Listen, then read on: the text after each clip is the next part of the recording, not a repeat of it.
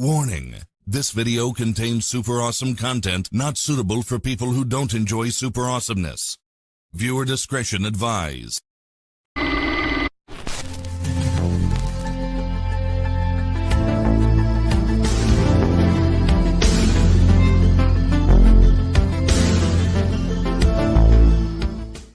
Welcome to Viewer's Choice. Your selection is about to begin. But first, take a look at what else you can see this week. Hey, dudes, inviting you to travel through time. First stop, a long layover at the video store.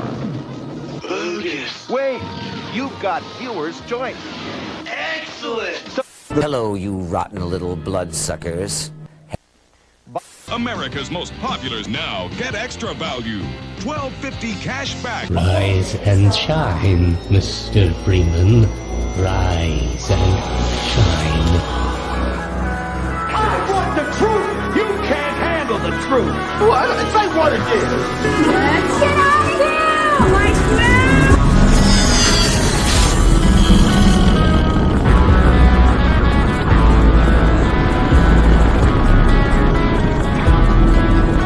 When life gives you lemons, don't make lemonade. Make life take the lemons back. Get mad! I don't want your damn lemons! What am I supposed to do with these? Demand to see life's manager. Make life rue the day it thought it could give Cave Johnson lemons. Do you know who I am? I'm the man who's gonna burn your house down with the lemons. This is my ship, the Nebuchadnezzar. This is the core. Where we broadcast our pirate signal back into the nations. Welcome to the Nebuchadnezzar with your host, Ernesto Morado, the double-headed coin, and your co-host, Pablo Morado, the Thunderbolt. Together, we are the Paramid Podcast.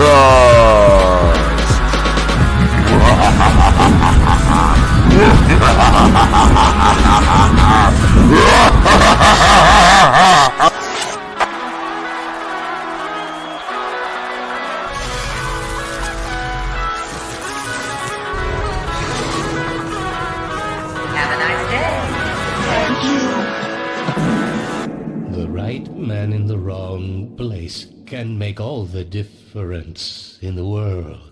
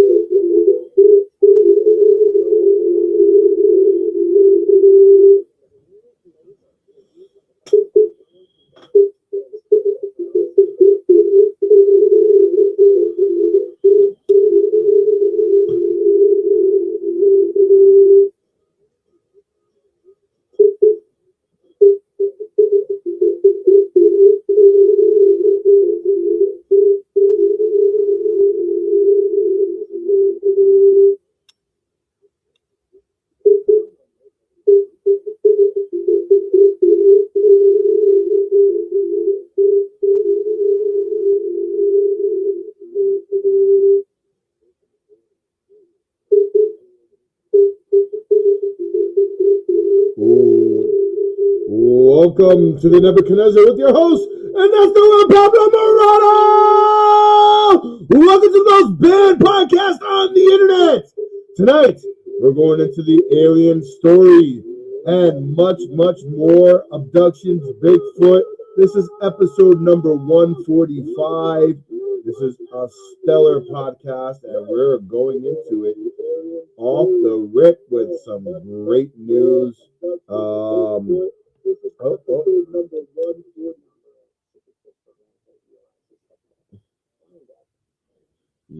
Yes, the 20 and back program.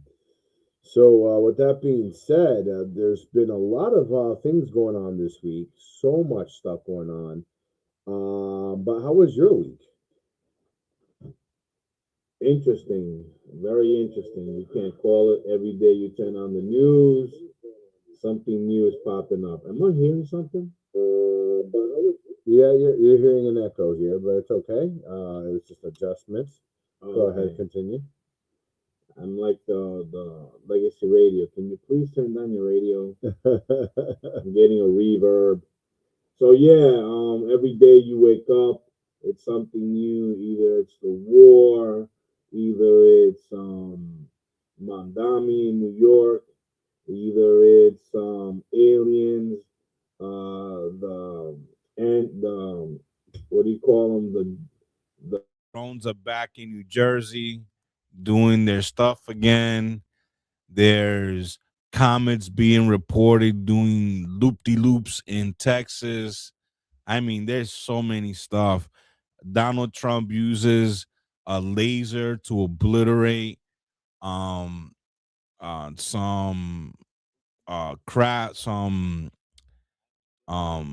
jets in Iran.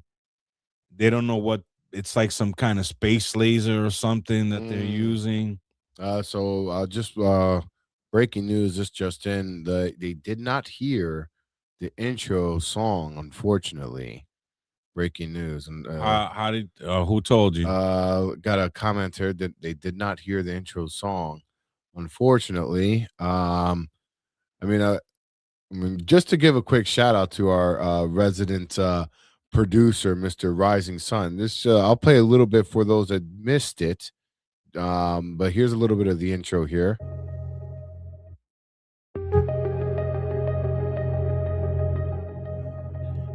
Whoever commented, see if they're hearing it now.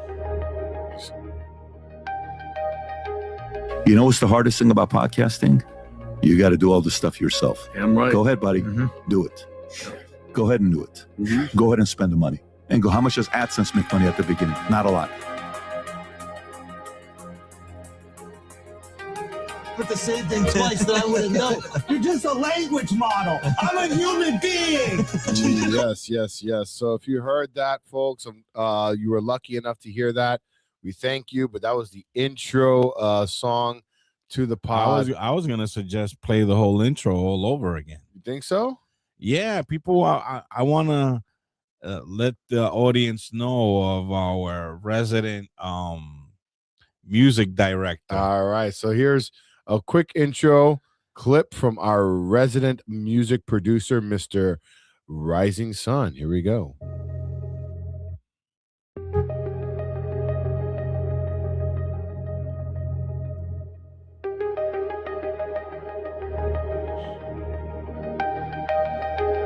You know what's the hardest thing about podcasting? You got to do all the stuff yourself. Damn right. Go ahead, buddy. Do it. Go ahead and do it. Go ahead and spend the money. And go, how much does AdSense make money at the beginning? Not a lot. But the same thing twice that I wouldn't know. You're just a language model. I'm a human being. Run it back one more time. Rock, paper, scissors, shoot. Fuck. Damn. Terry computer hack in all time. We talked about the case of computer hacker Gary McKinnon, on which the Prime Minister has expressed very clear views. Well, on Mr. McKinnon, we have proceeded through all the processes required under our extradition agreements. I'm just a guy, normal guy, interested in UFOs, happen to have some IT skills, nothing genius level. You hacked into the Army, the Navy, the Air Force, the Department of Defense, and NASA. They wanted to put you in prison for 60 years, so 70. For 70 years. And I bought potassium chloride. I was just going to swallow it and have a heart attack and die. Oh my God. Mr. McKinnon is accused of serious crimes. The reason that you are here today on this show is because what you found. He found, he says, photographic proof of alien spacecraft and the names and ranks of something he called non-terrestrial officers.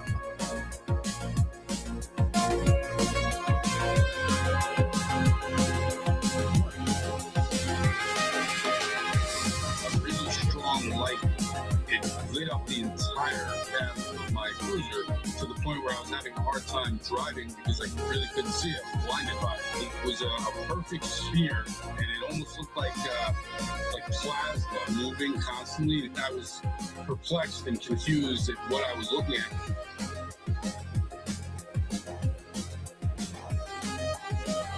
Would be Epstein and this sort of, or just, you have intelligence but then you have some weird kind of international intelligence thing going on, distributed compromise systems, that sort of thing. And then you have Epstein's interest in science. Do you think there's a connection between Jeffrey Epstein and UFOs?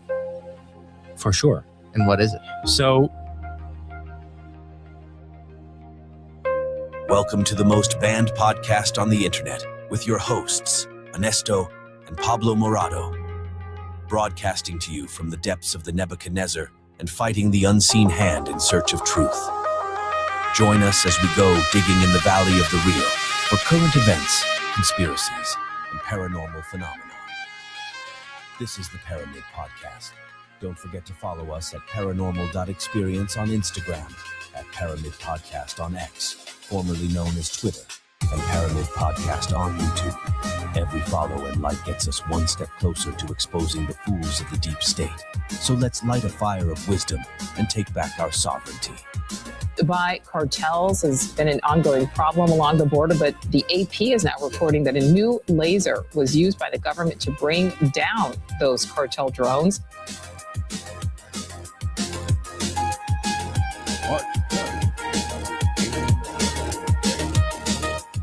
Dedicated to recognizing one of humanity's most unusual claims.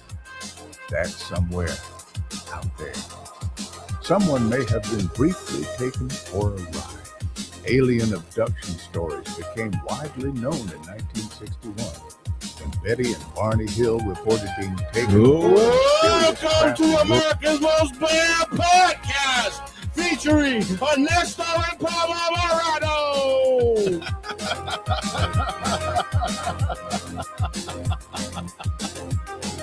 Well, welcome, folks. Welcome to episode 145. America's Most Banned Podcast with Ernesto and Pablo Morado.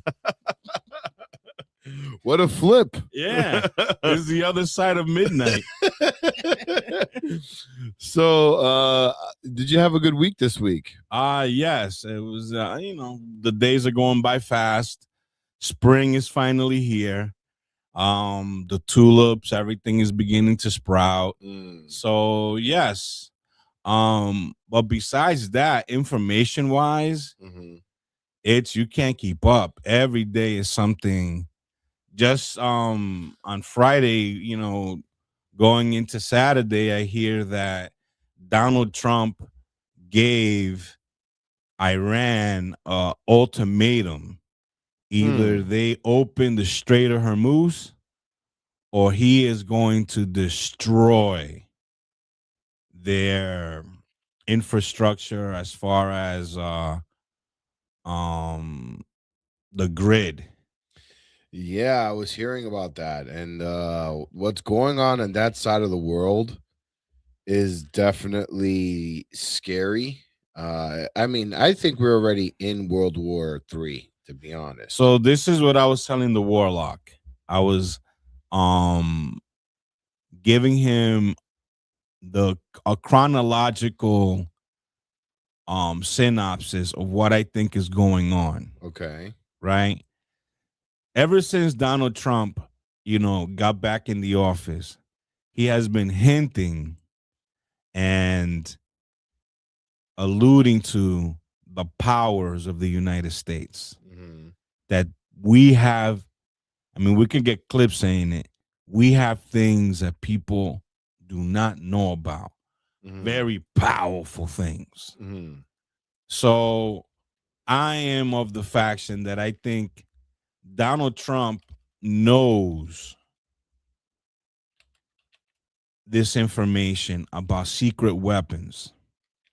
He's dying to let the people know. He is dying to let the world know. Because while everybody is playing checkers, in my opinion, he's playing chess. He's playing chess. Or so Go. Right. So he, in my opinion, in defiance of the deep state, putting his life at risk, because we all know that he is a narcissist, and he's all about. Yeah. I really believe in my heart of hearts that he is a patriot overall. I think so. And he is America first overall. But he has a flaws of many. Yeah, he wants to cement his legacy. He wants to be known as the president. Right.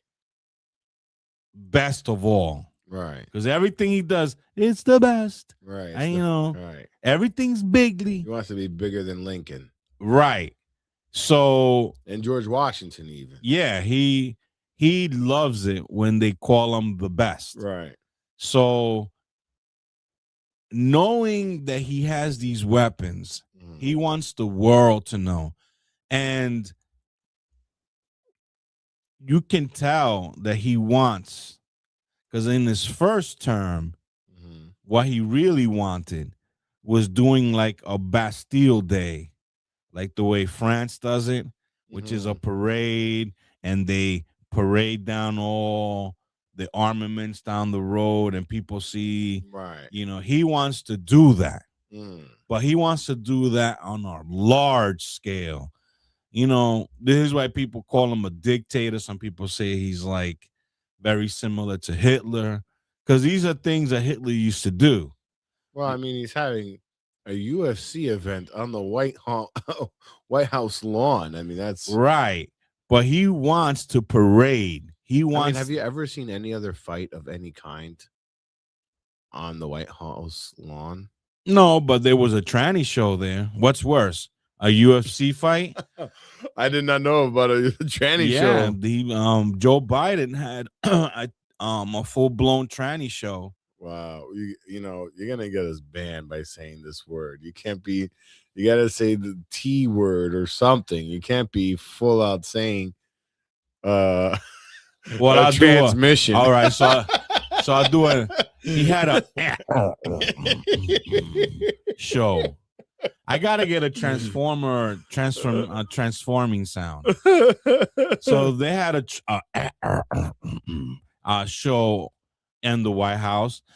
Barack Obama had a whole Jay-Z concert in the White House. I didn't even know that he had that. Oh yeah, they. There you go. There you go. Yeah, he had a whole full concert at the White House. So what's the difference? I don't know why Joe Biden had go ahead. Oh. Hold on. I don't know why he had that that type of show in the White House, but it seems that every president likes to showcase, the things that they like. There you go. So, Donald Trump is going to showcase what he likes. Yeah. which is the UFC. But going back to my chronological hypothesis, so he's wanting the world to know I have these weapons, right? Then Barack lays a little landmine, by saying, yeah, aliens exist. And this guy, the orange man says, wait a minute. Is this guy trying to steal my thunder by him doing some kind of disclosure? Right. So he comes out and says, well, he shouldn't have said that. That's classified. Right. Blah, blah, blah. Then comes the Iran situation, right? Then he, in the midst of all this, says he's going to disclose this coming June or July, right? Then, prior to that, and General McClassen, his assistant goes missing in about June, or between June and August of 2025. Now, this woman was working on what a lot of people are speculating is on reverse engineered alloys. She is working on something very secretive. She disappears. About 6 months later, McClassen, after Donald Trump says he's going to have disclosure, leaves his apartment or his house with his revolver, his wallet, leaves his watch behind, never comes back, as if he's running from something. Then with all this, comes an ultimatum. Either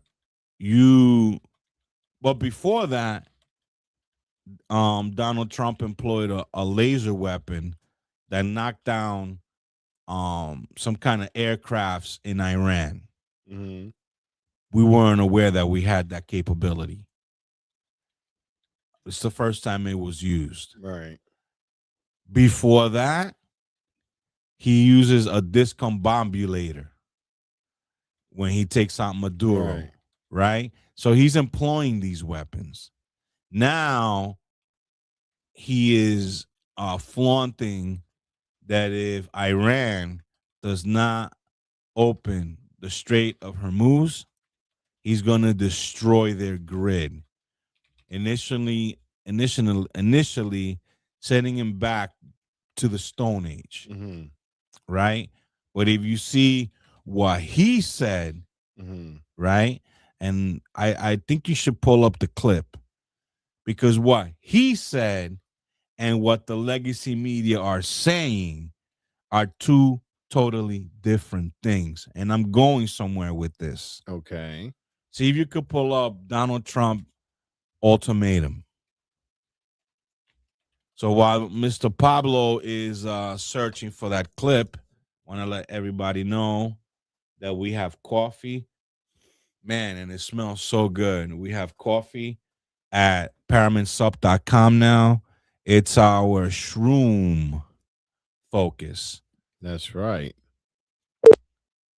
Oh, what was that? That was my computer. Anyhow, shroom focus on ParamidSup.com. Let me put this up on stage for everyone to see here. Because I'm sincerely going somewhere with this.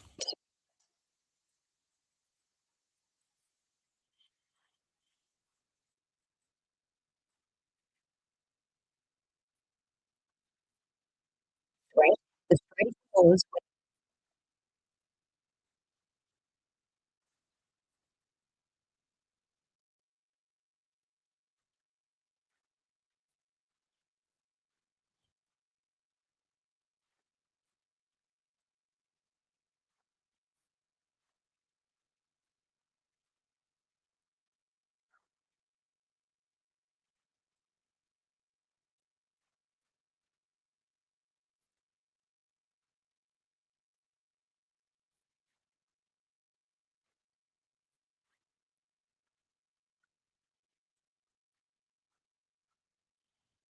Okay, but is there a clip where Donald Trump is stating that?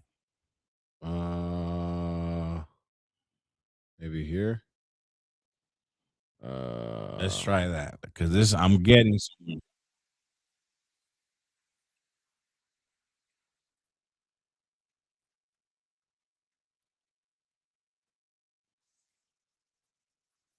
No, they all use like a picture of him, but none of them are using his actual. It must have been a tweet.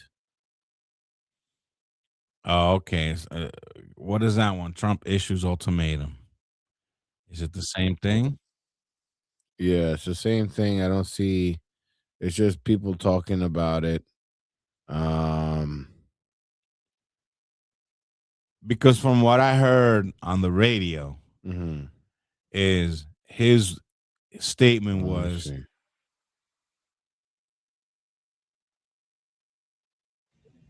Well, we can have dialogue, but we don't. I don't.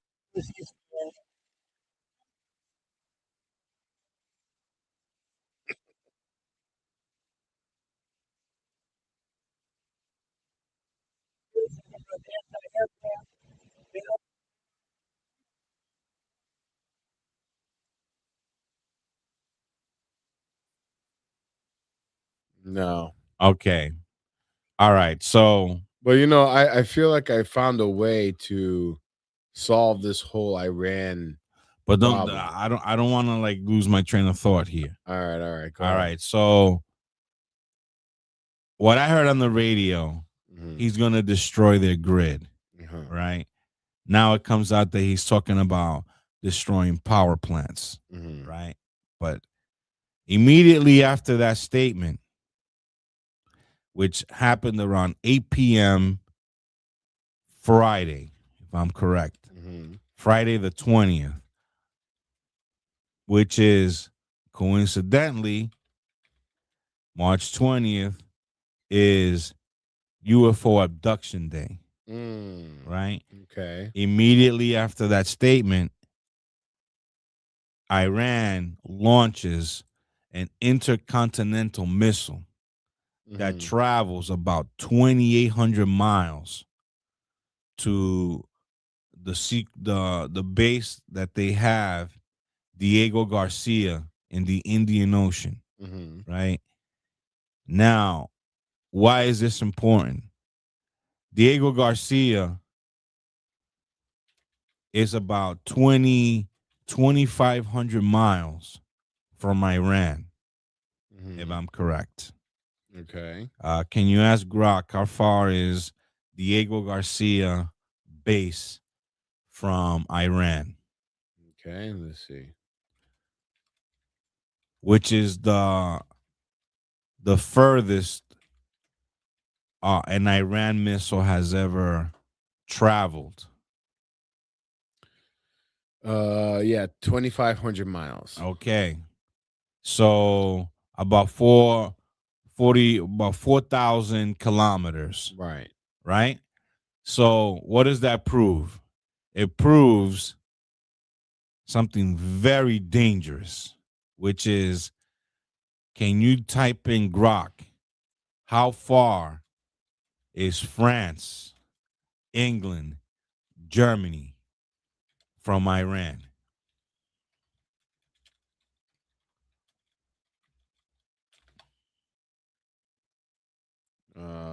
Let's see here. Western Europe. It says European capitals are roughly 500 to 1,000 miles further than that. So it says here Germany is about let's see, 2,100 miles. France is about 2,600 miles, and England is 2,700 miles. So Germany being the closest. If Iran wants to bomb these countries, they have the weapons to do it because it traveled to Diego Garcia. Right. Now, I'm headed somewhere with this, right?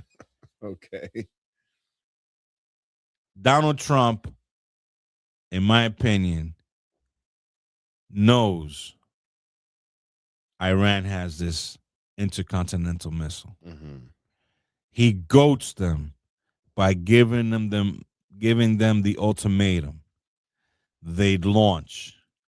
By them launching this, he knows that ultimatum, that's like if somebody threatens me, either you give me $1 million in cash or I'm burning down your house.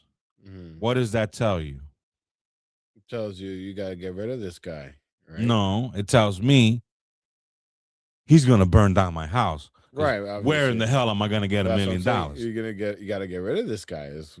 Right. But what he is telling me, he's giving me an ultimatum. Right. Like there's no way you're going to be able to. Right. He's telling me, he might as well tell me I'm burning down your house. Right. Okay. By him telling me the $1 million, okay, it's irrelevant because he knows I don't have it. Right. Or will I ever? Okay. Right? Okay. So this is what Donald Trump has done with Iran. Either you completely open the strait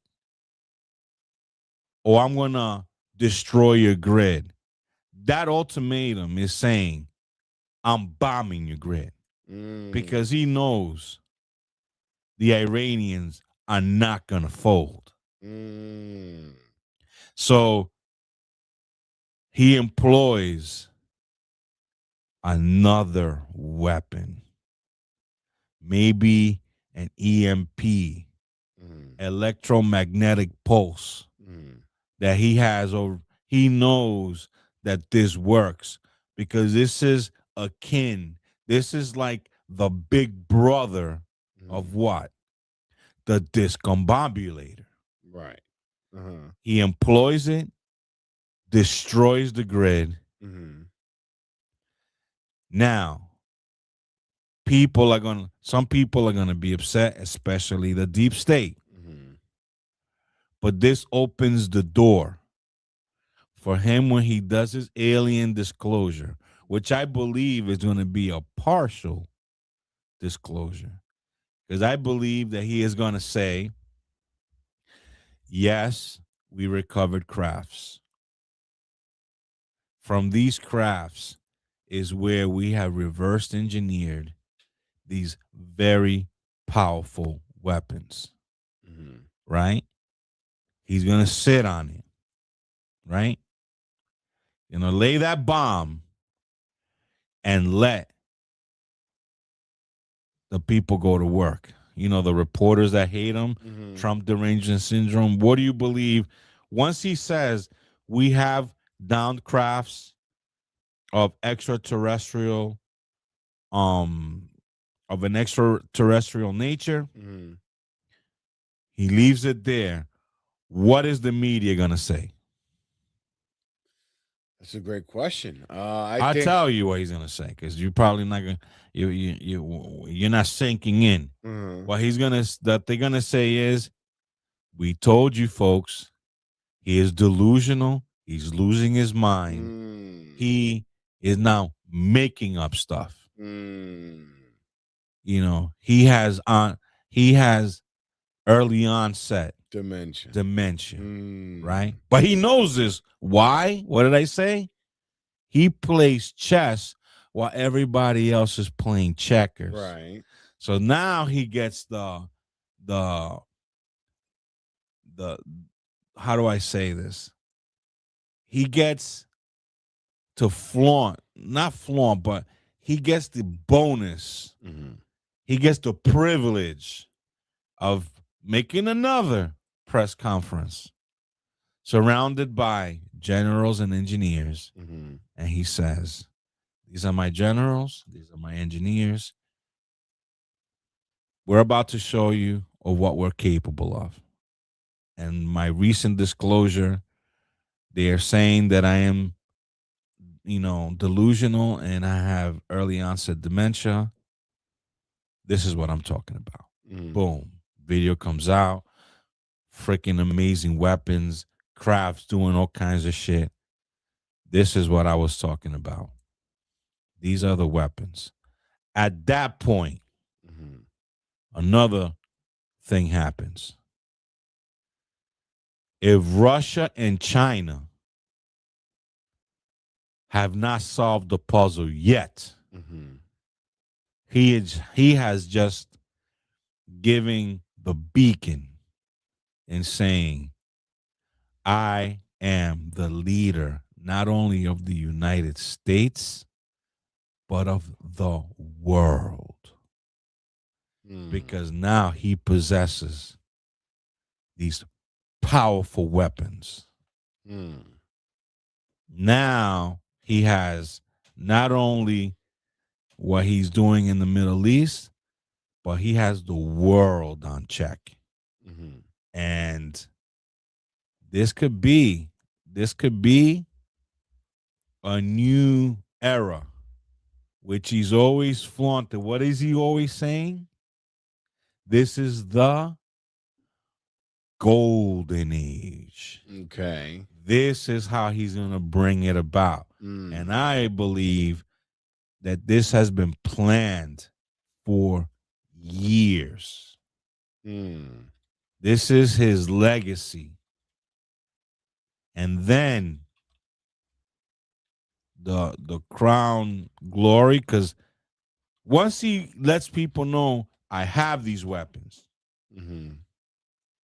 they're reverse engineered weapons. Initially, no one can fuck with us. Right? Which now opens up the door maybe for a third term. And maybe he can say, yes, we have been visited by extraterrestrial beings, and they have been coming. Because if he says it before he shows that we have a way to defend ourselves, right? People are going to go into panic.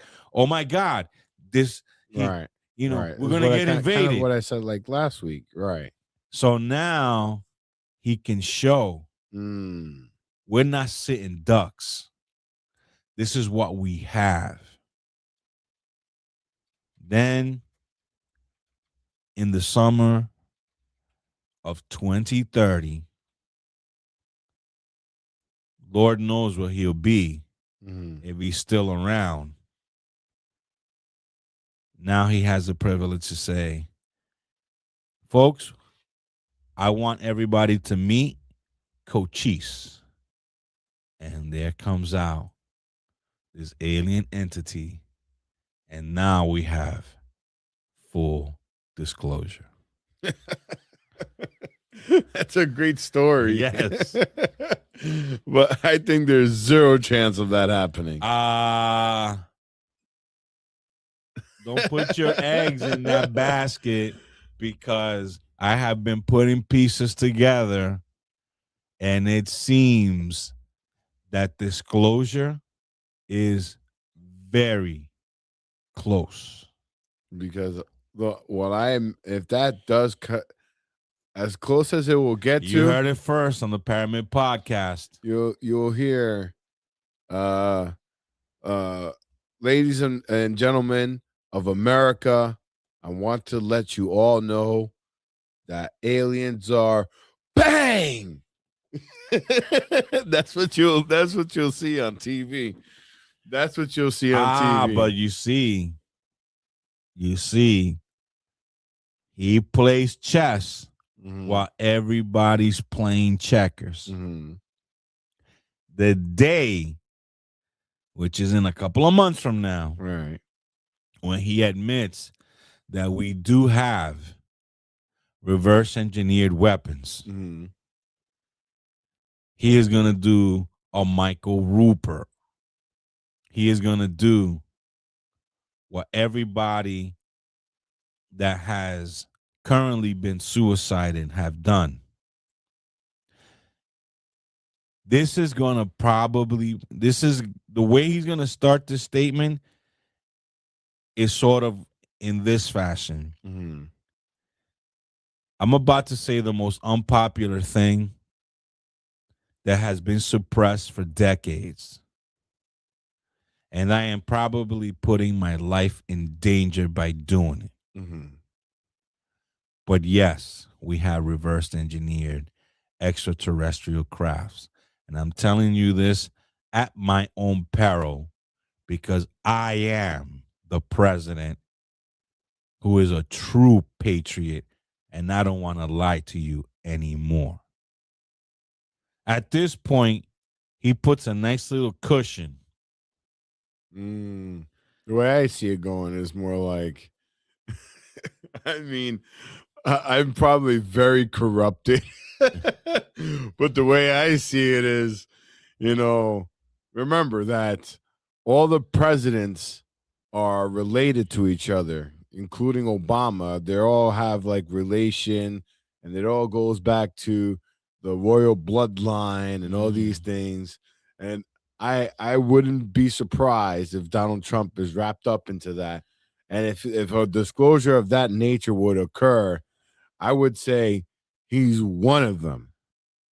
He is part of the whole. I don't see that happening, but what I do know is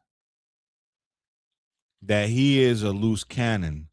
And the last press conference he had with the Prime Minister of Japan, right then and there, he showed that this guy has no filter. Mm-hmm. And that this guy, he is a leader. I know people don't want to accept the fact that the people that have Trump derangement syndrome don't want to accept the fact that he is leading the country.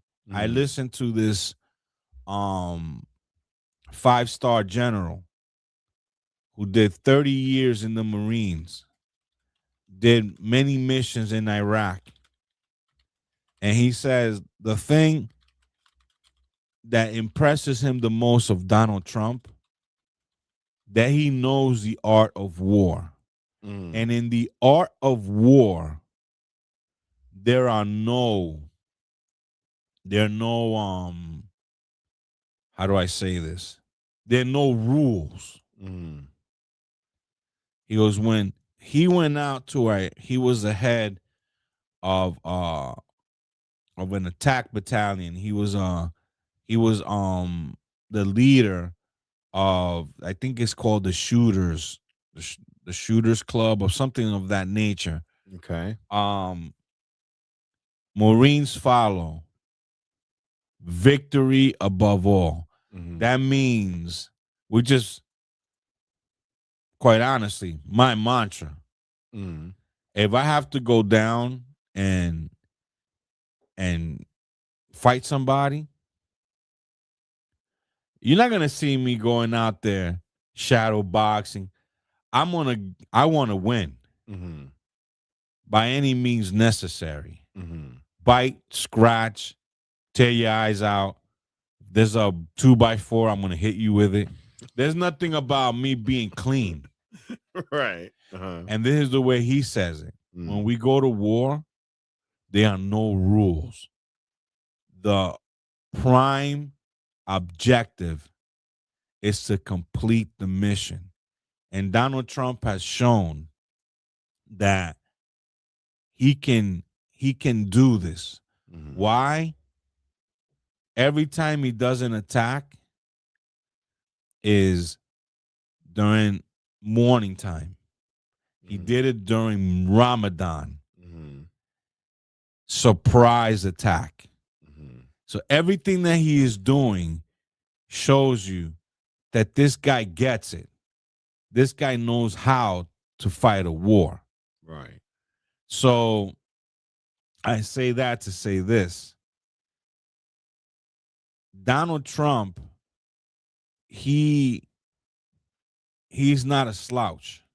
He knows what he's doing. No, I think he does know what he's doing. I just think there's more to the story because, and he's on our board for suspects of the all-seeing eye. Yeah, but, the fact that I'm not saying that he's that I have Trump derangement syndrome by any stretch of the imagination.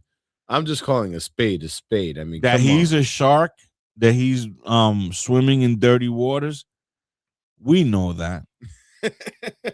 we know, but the fact is that they're all doing it. Right, of course. That's a But what true I'm fact. getting at, you're speculating that before he makes the statement, they're gonna unalive him. Somehow they're gonna catch him before. I'm saying they've been doing it in the past. Yes, but this guy they have a stellar track record. This guy plays They haven't chess. missed a beat. This guy plays chess From JFK all the way down the line. Well, they better get him. They better get him. They nearly missed him. Where was the decombobulator when he was looking at them posters? They better get him before June. Here's my other. But hold on. Let me get to the final point. Okay. The reason that they have to get rid of him is because he's a loose cannon. He does things on the fly. Now, the best example of that, during the press conference with the prime minister, a reporter comes out and says, Mr. Trump, why didn't you let the prime minister know of your plans to bomb Iran so that not only the prime minister, but all of your allies can be ready once you do that? Because initially everybody got surprised. They were not ready. And when I say ready, meaning they have all their ducks in a row when it comes to fuel. Now everybody's scrambling because there's a potential fuel shortage. If you're, did you know how he responded? No. Well, how would you respond if you're Donald Trump and you put yourself in Donald Trump's shoes? How would you respond? That there's a potential fuel shortage? No, that why didn't he tell his allies what his intentions were with Iran before he did it? Because he didn't want them to. Because why would I tell them a move? Because then I wanted the element of surprise. And hold it there. Now, this is a Japanese reporter asking a question to the president of the United States, protecting his prime minister, who is Japanese, the Japanese prime minister. So he is asking the president, almost on behalf of the prime minister, why didn't you inform us? Right? Now, if you're Donald Trump and you're a loose cannon, you said it. He didn't want to give up the element of surprise. Right. Now, give me a Donald Trump gaffe.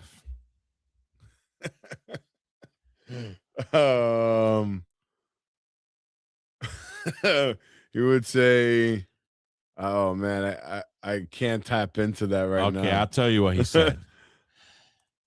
You know a little bit about that. Remember Pearl Harbor? Oh. I cringed when I heard him. I was like, oh. You guys know a little bit of, but he said it. Can you pull it up, please? Oh my goodness. Room when you couldn't hear a pin drop. Oh my God. Oh my God.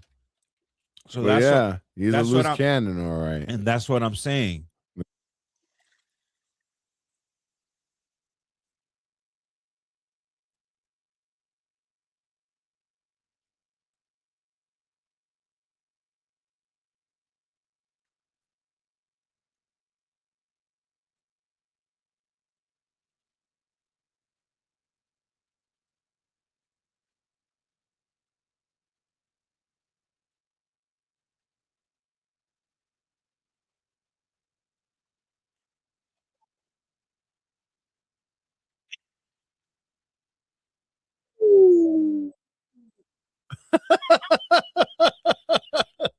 Wow. Who knows better about surprise than Japan? In Japan. Wow. So, if he is capable of little gaffes like this Mhm. on the whim, Right. he could just say, I'm doing a press conference about lowering interest rates. Mhm. People are getting, all right, let's see. Mr. President, what about the interest rates or whatever? He's like, yeah, UFOs are real. Out of nowhere. Oh, man. Unexpected. Well, that's a possibility. Well, he did kind of do that with Obama's clip reaction. Exactly. But I asked a different question here. So, I mean, so hearing what you're telling me about Donald Trump, I straddle several. My mind struggles to put this guy in context to the bigger picture that I'm like trying to piece together here, because on the one end, like you said, he's a bit of a loose cannon. A bit is an understatement. But on the other end, he's a team player, because on the one end, he can talk shit about Mamdani, but on the other end, he could say, I could live in New York under Mamdani. Right. So, but that is his tactic. I get that. But I'm saying, like, he's a guy that's been. We want to know an example of that? Give me an example. During his first campaign, right, when he was about to go. You're good. Was that thing blinking? Yeah. Okay. When he was about to start, well, when he was in his campaign for the first time, who was his greatest foe? His first campaign? Yeah. Hillary Clinton. Exactly. Right. He talked everything negative about her. Negative about her and her husband. But recently he says he likes Bill Clinton. Did he recently say that? Yeah. Okay. And he actually said he loved Bill Clinton. Okay. You hear that? You hear that? On the flip side, during the hearings, Mr. Sheikh, when he's like about to drink his coffee, he's like, because I think Bill Clinton is an alien. I think he was wearing a mask. That's a possibility. Did you see that conference? Yeah, I did. His face looked a little weird. Right. So he's like, well,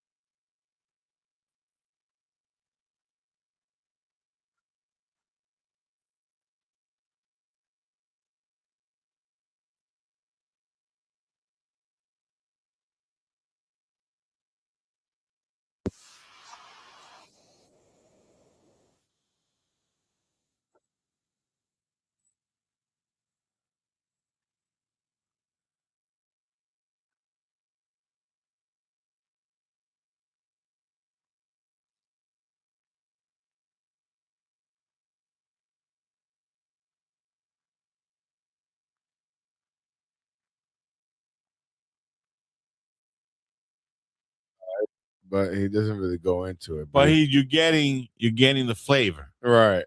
Right. But on the flip side, when they asked Clinton, was Donald Trump, did he do anything? Maybe. With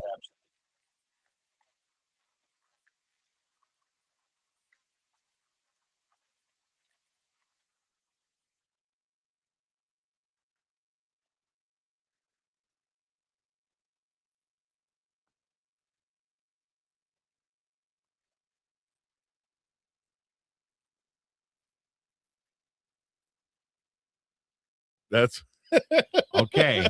Now, what I was talking about. Can you play now Bill Clinton saying Donald Trump hasn't done anything with Epstein? Okay. Oh my God. And this was in the hearing.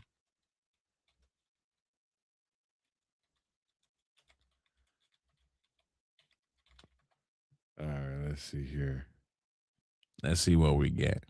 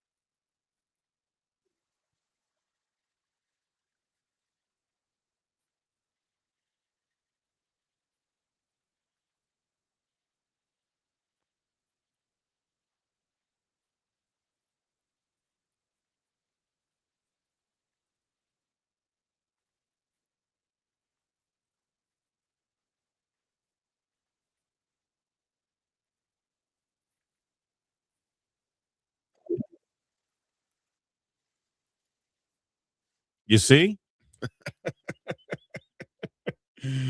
Right. These guys are protecting each other. And then now, play Donald Trump says, I had a talk with the president lately, and he says he is so proud of what I did because they've always wanted to do it, but they didn't have the guts to do it with Iran. Let's see. Okay.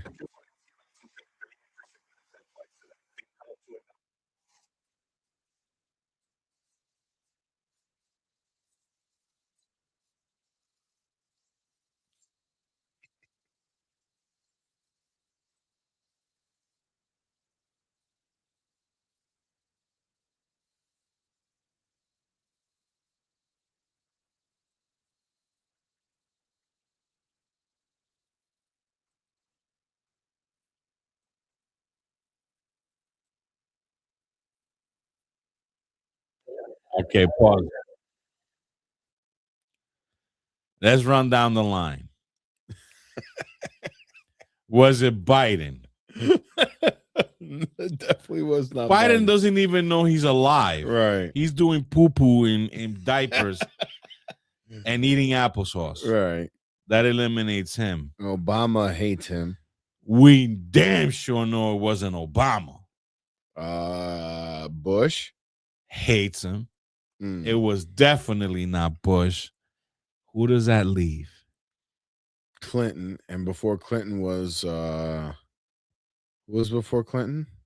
Was it Nick? No, it wasn't. Before Bill Clinton, it was George Bush Sr. Oh, Bush Sr. He's gone. Before him was Reagan. He's gone. Before him was Carter. He's gone. He's gone. So there's no other presidents alive left to. It was his boy. This is the guy that I wouldn't be surprised that behind closed doors, Bill Clinton arrives in a big black limousine, everything blacked out right into Mar-a-Lago. And I could see Donald Trump telling Bill, you gotta try these shrimps. They're big. These are the delicious ones.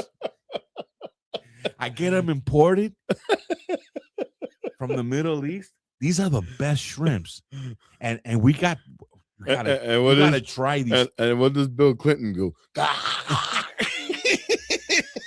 And then he tells him, I don't know how you like your steaks, but I like mine's well done. These are the best. Try these. As they share presidential stories. They're boys. Well, so here's what I was getting to. about my perspective here. So I typed in here, what does the Bible say about the Antichrist and peace in the Middle East? And it says the Bible describes the Antichrist often as the beast or the man of lawlessness or little horn, as a charismatic global leader who emerges during a time of great international instability. A central part of his rise to power involves a specific diplomatic maneuver in the Middle East. Here is the breakdown of the biblical prophecy regarding the Antichrist in the Middle Eastern peace. The 7-year covenant. The most direct link between the Antichrist and the Middle East peace deal is found in the book of Daniel.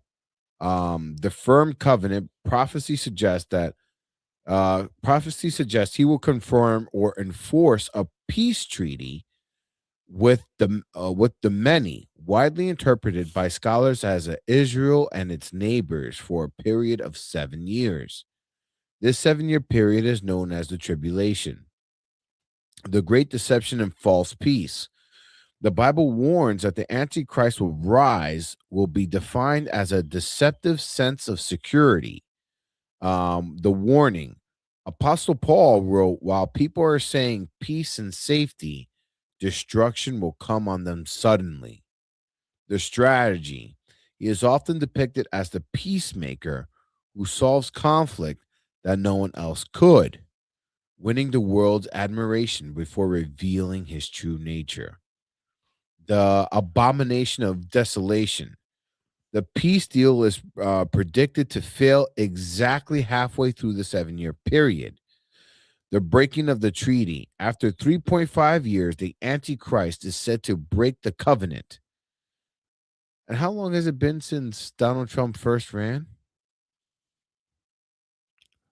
Well, there was a 4-year period. All right, so it was like 8 years. So now this is going into no, right? 4 years since, and it was 4 years, and then another 4 years. Dark Ages with. So now we're in the beginning of. So it's 8 years total since he ran again in 2016, right? 8 years since 2016, and now we're in year 2, right? Of it. Or we're going with, he already completed 1 year as president. Right. So we're in now year 2. So this is going on to close to 10 years of him in office. No. 10 years of him in public eye. Right. But this is his 5th, going on the 6th year in office. So the 7th year, which will be 2027. That would be interesting. And it says after 3.5 years. And it's ironically 2027. Interesting. Now, I want you to ask Grok a question. Well, hold on. Let me finish this. Okay. Can you put that aside? And before you continue, I want another question answered. Maybe I can do it. Okay. Well, what's the question? How old would the Antichrist be? Because I believe he's going to be a young, vibrant person. The age of maturity. Many scholars suggest the Antichrist would emerge as a public figure in his early 30s. This is often based on the idea of the dark mirror. Okay, but hold on. What or when did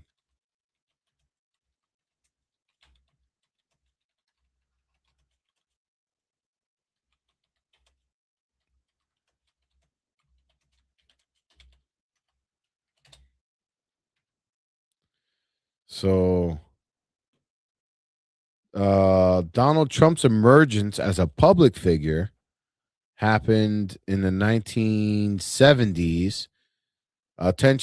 Significant public attention in 1978 at age 32. So, the Bible is not 100% in the way things get down, but I think he becomes very known in his 30s. That sounds about right. But I would ask, at what age would the Antichrist take power? Because I got a hypothesis about this.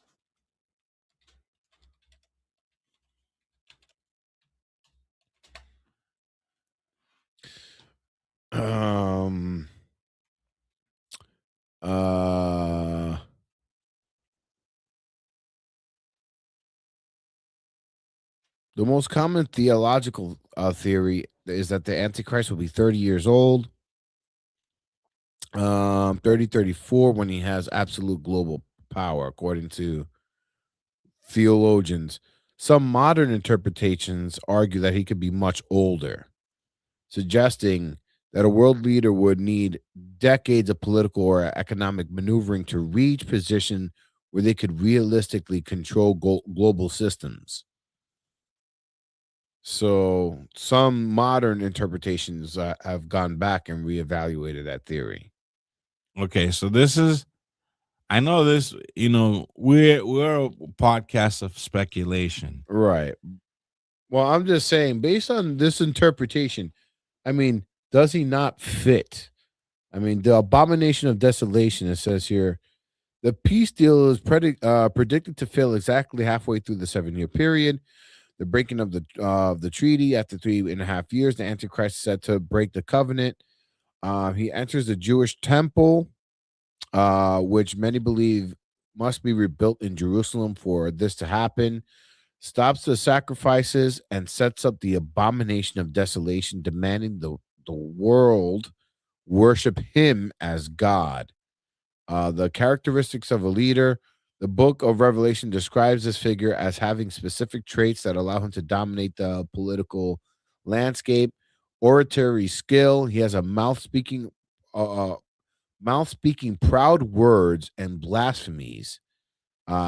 He implements a system where no one can buy or sell without a specific mark or the mark of the beast, effectively controlling a global grid economy.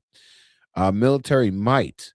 Revelation 13:4 asks rhetorically, who is like the beast? Who can wage war against it? Implying he possessed technology or power that makes him appear invincible. All right, stay right there, right? Did you ever play when you were in school or younger a game called Ad Lib, which is like a little pamphlet? Mm-hmm. There will be a space. Yeah, you put in whatever. Okay, I'm gonna give you an ad lib, right? Mm-hmm. Blank meaning to tame, subdue, or conquer. Trump. No, but to tame, to subdue, or conquer.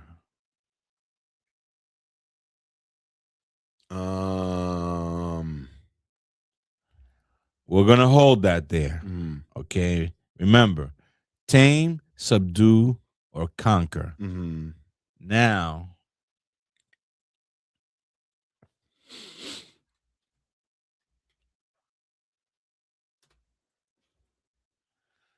blank. Nobleman, warrior, freeman. Nobleman, warrior, freeman, a knight, I guess. I don't know. Hold that. Uh-huh. Right? Now we're going to input what you just said.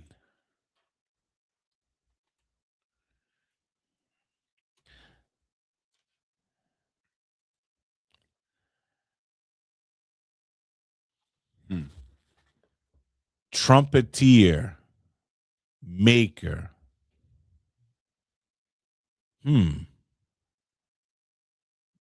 Drummer or trumpeter. That is obviously the name Trump, right? So the first one, to conquer.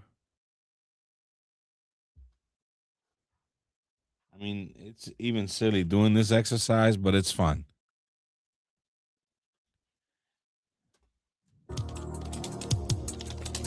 Okay, here we go. To tame or subdue. The blank was Damien. Damien. Okay. The meaning of Damien is to tame or subdue. Okay. Derived from the Greek damao or daemon, meaning to tame, subdue, or conquer.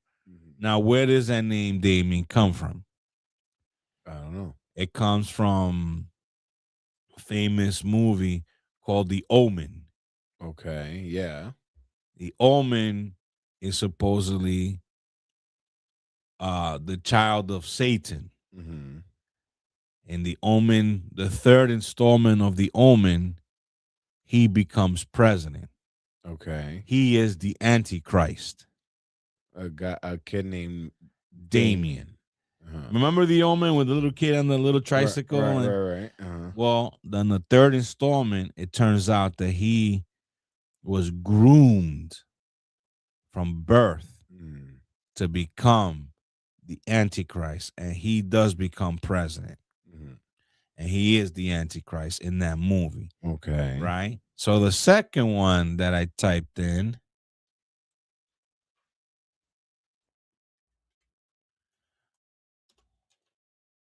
was nobleman, warrior, freeman. Mm-hmm. The name I inputted in was Baron. Okay. Interesting. Like Baron Trump. Exactly. Uh-huh. So when you put Baron, warrior, freeman, lord, the name Baron primarily means noble warrior, freeman, lord of the realm. Mm-hmm. And then you put that with the meaning of Trump. Mm-hmm. It says, let's see.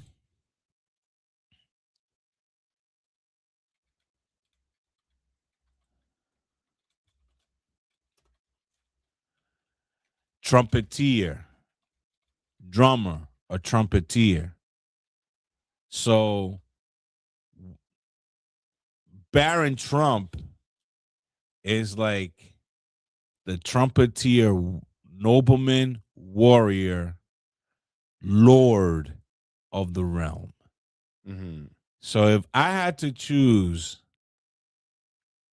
by way of thought of your thinking, I think that Baron Trump could fit the template of the Antichrist. Really? Yeah. Maybe. He's bright, personable, uses his words selectively. He is attributed to coaching his father, to going on certain podcasts successfully, and it did amp up his numbers every time he went. I believe he went on Joe Rogan, and I believe he went on Sean Ryan, and it amped his numbers. Right. That was all his son's ideas, and his son Trump, Baron Trump, is always making very clever suggestions, and if you notice, he's Donald Trump is always touting Baron. He's got the size. The guy's almost 7 foot tall. If I were to put somebody that I would think is the Antichrist, I don't know. Could be him.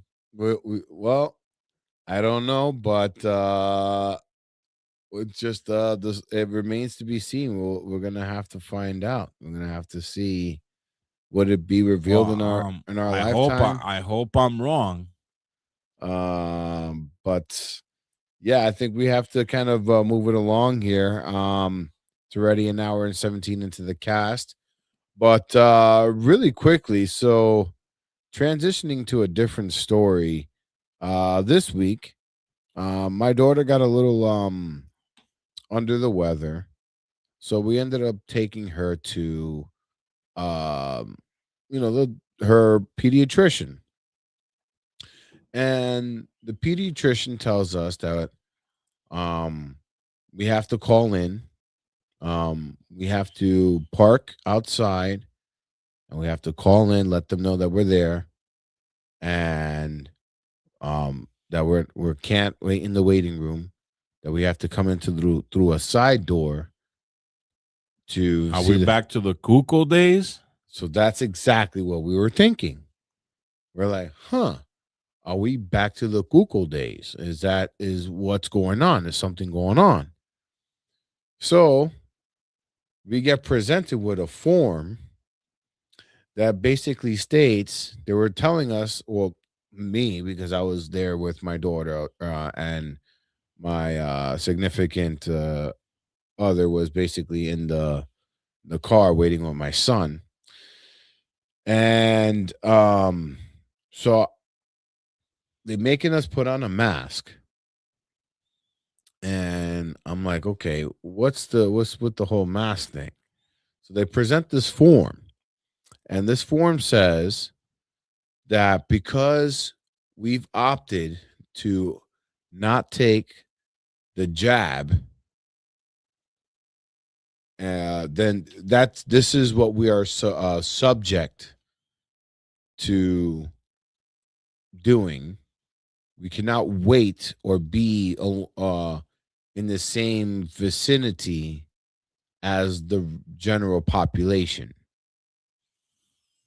And how do they know you opted to not take the jab? Because, they're the pediatricians. They know because they've been constantly hounding us for our kids to get certain jabs. And I've been rejecting them on every step of the way, keep protecting my kids as best as I possibly can from them. And they're telling us, what their concern is specifically the jab or all of them.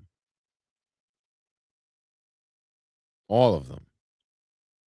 Right? So then I'm sitting next, I'm with the doctor, and this form says that because we've opted out of taking these jabs, that we are subject to now, anytime we have to want to see the doctor, we'd have to call in. We cannot wait in the waiting room.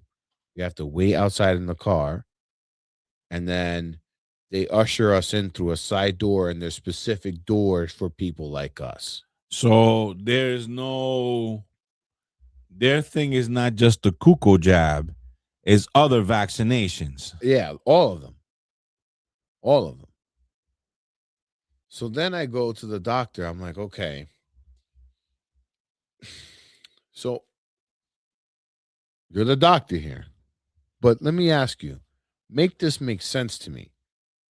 If I get a vaccine, I don't know. Maybe I'm an idiot, but that's what I'm recording this. I don't know. Maybe I'm an idiot, but just make this make sense to me. If I get the vaccine, doesn't that protect me from whatever virus or disease? And the doctor is like, yeah, that's what it's designed for. It's to help you, whatever. Okay. So then if you're protected, then why are you afraid of me? Right. Because you're protected. Right. So because he was initially saying before the mask and all that other stuff that other doctors have opted to just drop their clients or their patients that don't have a jab. Right. They just drop them entirely. So let me follow this thread. The whole idea of vaccinations, right, is to protect yourself from getting infected from these viruses. Right. Right. And diseases and certain things like polio. Right. What's the other one that measles, mumps, rubella, and all these things. Smallpox, so on and so forth. Right. Right. Once they get the vaccine, they're supposedly protected. You're protected. So let me get this straight. Mm-hmm. So the people in the waiting room, they're in the waiting room. They're allowed to be in the waiting room because they're also protected. Right. They also have received vaccines. Right. Everyone in the waiting room has to have the vaccines. So they're afraid, since you've opted out from the vaccines, that if you enter the waiting area, you're going to infect the people. In the slim chance that you do have this virus present, if you go into the waiting room, there's a propensity for you to spread these to unsuspecting patients in the waiting room. But and also the doctors. But they are protected because they're in the waiting room because they have received the vaccine. So they're initially protected. Right. So I asked them. So I asked the doctor, I was like, okay, so let me make this. I want you to make this make sense to me. So if I'm a patient, right, and I haven't gotten vaccinated, but in your own admission, you said that if you are vaccinated, then you are protected, right? You're like, yeah. So then why would you drop me as a patient when I'm the most vulnerable? I thought, do no harm, do no evil. Am I incorrect in stating that? He said, well, that's why, you put on a mask and this and that. So I'm like, oh, so it's to protect me. He said, yeah. But I'm like, from what? You're vaccinated. So theoretically, even if you have, so you went even further. It's not that they're protecting themselves; they want to protect you. Supposedly, that's the way they're framing it. So because initially it didn't seem like that. It seemed like they were trying to protect the vaccinated people. But I'm like, how does that make sense if I'm unvaccinated and you're vaccinated? I'm the one that's vulnerable, right? He said, yeah. Okay. So if I'm the one vulnerable, then why are you isolating me? For your protection. Oh, for my own protection. But you're vaccinated. So if you had said virus, your body could theoretically destroy that virus or mitigate it, thus making you immune, and then therefore not being able to transmit said virus to me, the vulnerable, because the whole stated goal of the vaccines, and correct me if I'm wrong, is herd immunity. Am I wrong? You being vaccinated protects me because you defend me from getting it. Am I making sense here, Doc? He's like, just sign the form.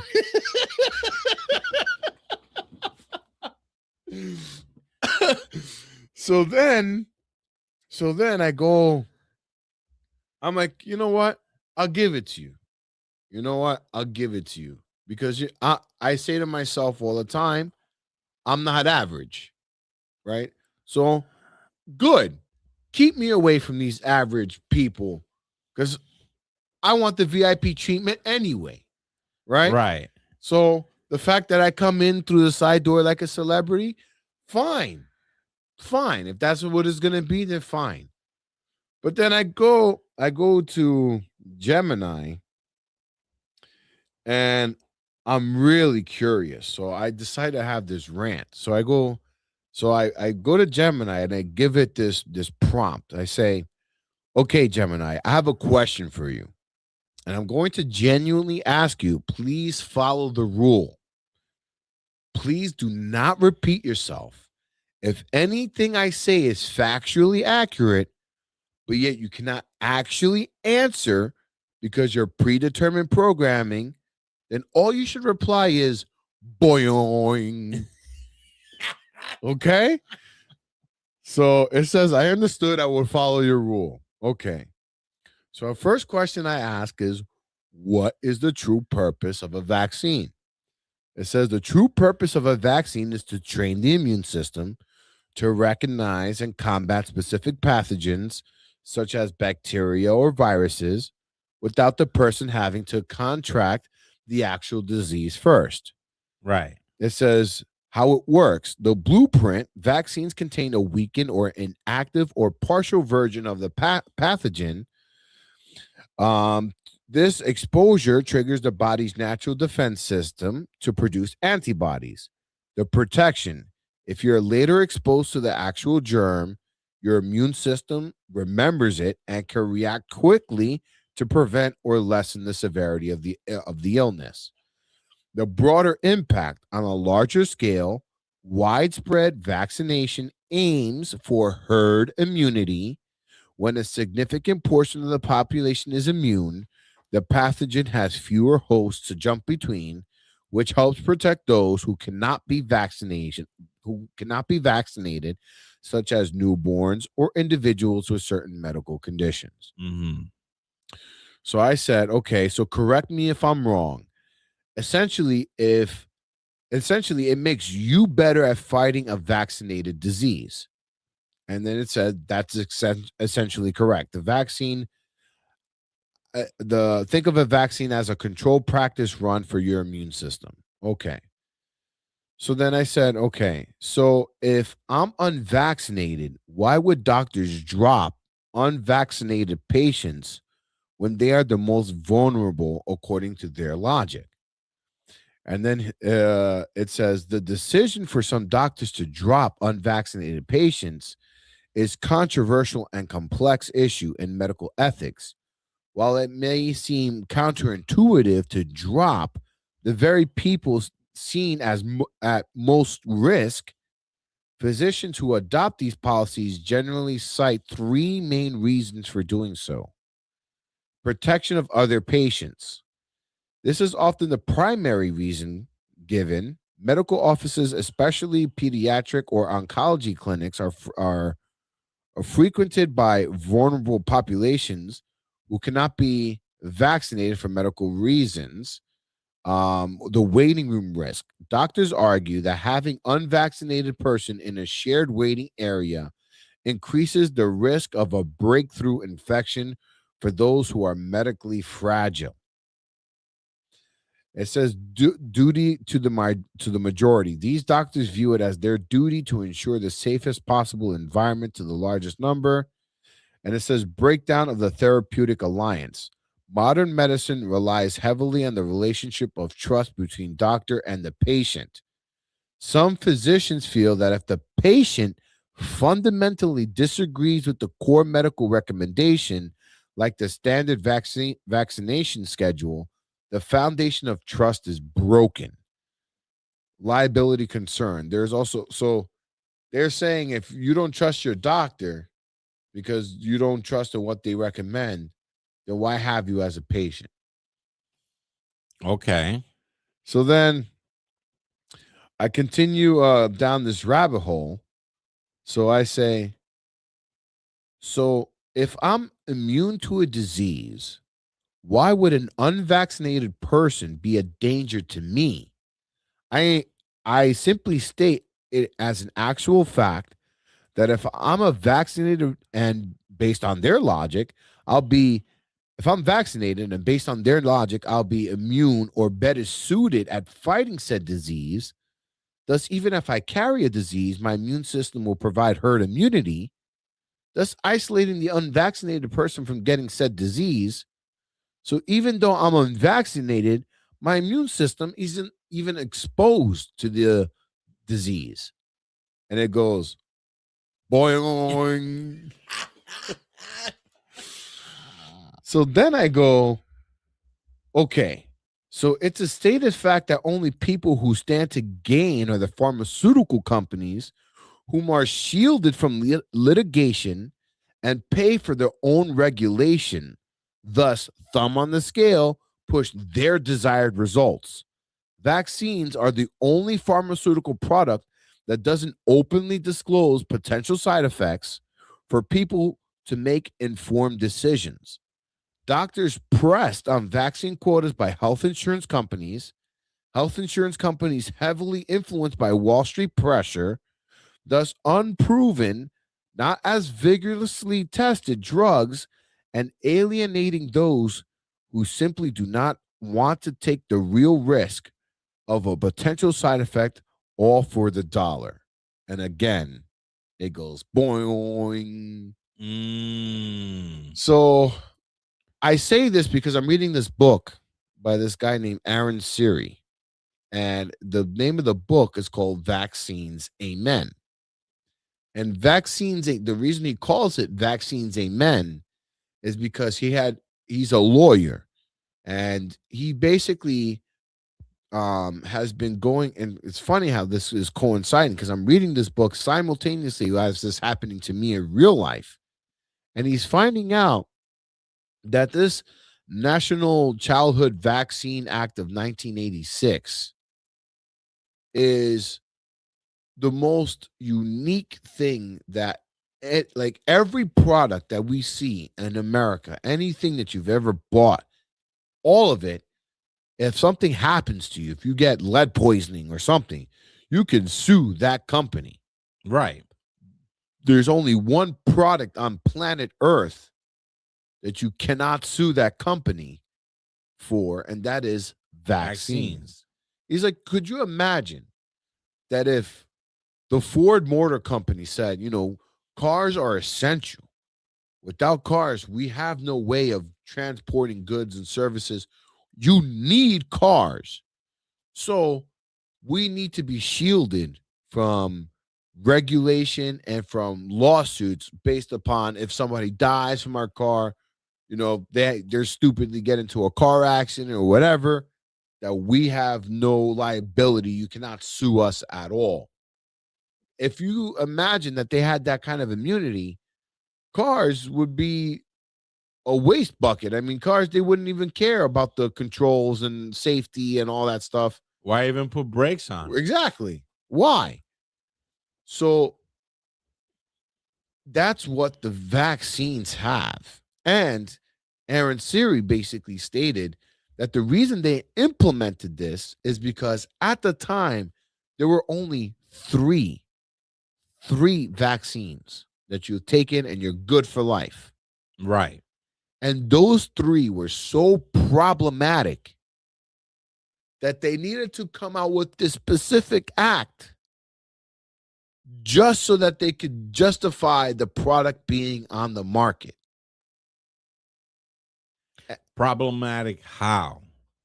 Because they were getting sued by so many people because of their side effects. That it was so much so that they needed a specific act. Does he say what the side effects were? I mean, he goes down. Yeah. I mean, there's lawsuits. It goes down the line. And he pulls up, because one thing he says in the book, because a lot of people is like, this is what you believe. He's like, no. This is not what I believe. This is what the facts say. This is what the studies show. If you're going to tell me otherwise, then provide me the study. But I found all the studies, and I'm telling you, I'm not making this up.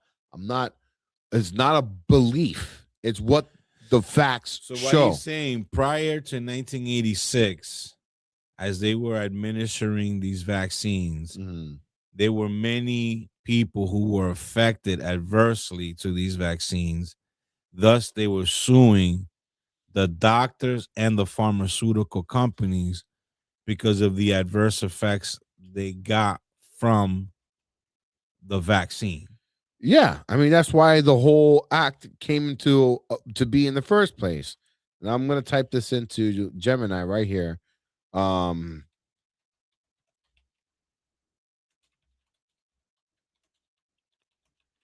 So if these vaccines were so problematic, instead of them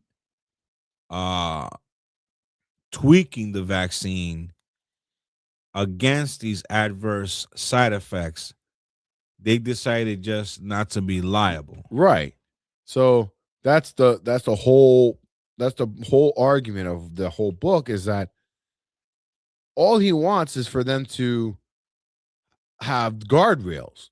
Somebody tell people, because every other drug that you take, it says there's a pamphlet that tells you all the, even on the and any drug commercial you'll hear, take this antidepressant, and feel better today. And then you hear, side effects may include suicidal depression and this and that and whatever. Right. Liver problems and this and that. But at least they disclose that to you. You don't get that disclosure. You get nothing when it comes to vaccines. You get no pamphlet. You get no anything. It's just take it and that's it. Right. So I typed this into Gemini. It says, determining exactly how many people were affected by vaccine side effects prior to 1986 is difficult because there was no centralized mandatory reporting system. But it says here, the rise in litigation in the 1980s was the primary drivers for the 1986 Act. While these numbers represent legal claims for legal claims rather than clinically confirmed injuries, they provide a snapshot of the perceived impact. Increase in suits. Liability suits against vaccine makers rose from just 9 between 1978 and 1981 to more than 200 per year by mid-1980s. DTP specifics, by 1986 alone, there were over 250 lawsuits specifically related to DTP, the diphtheria, tetanus, and pertussis vaccine. Mm-hmm.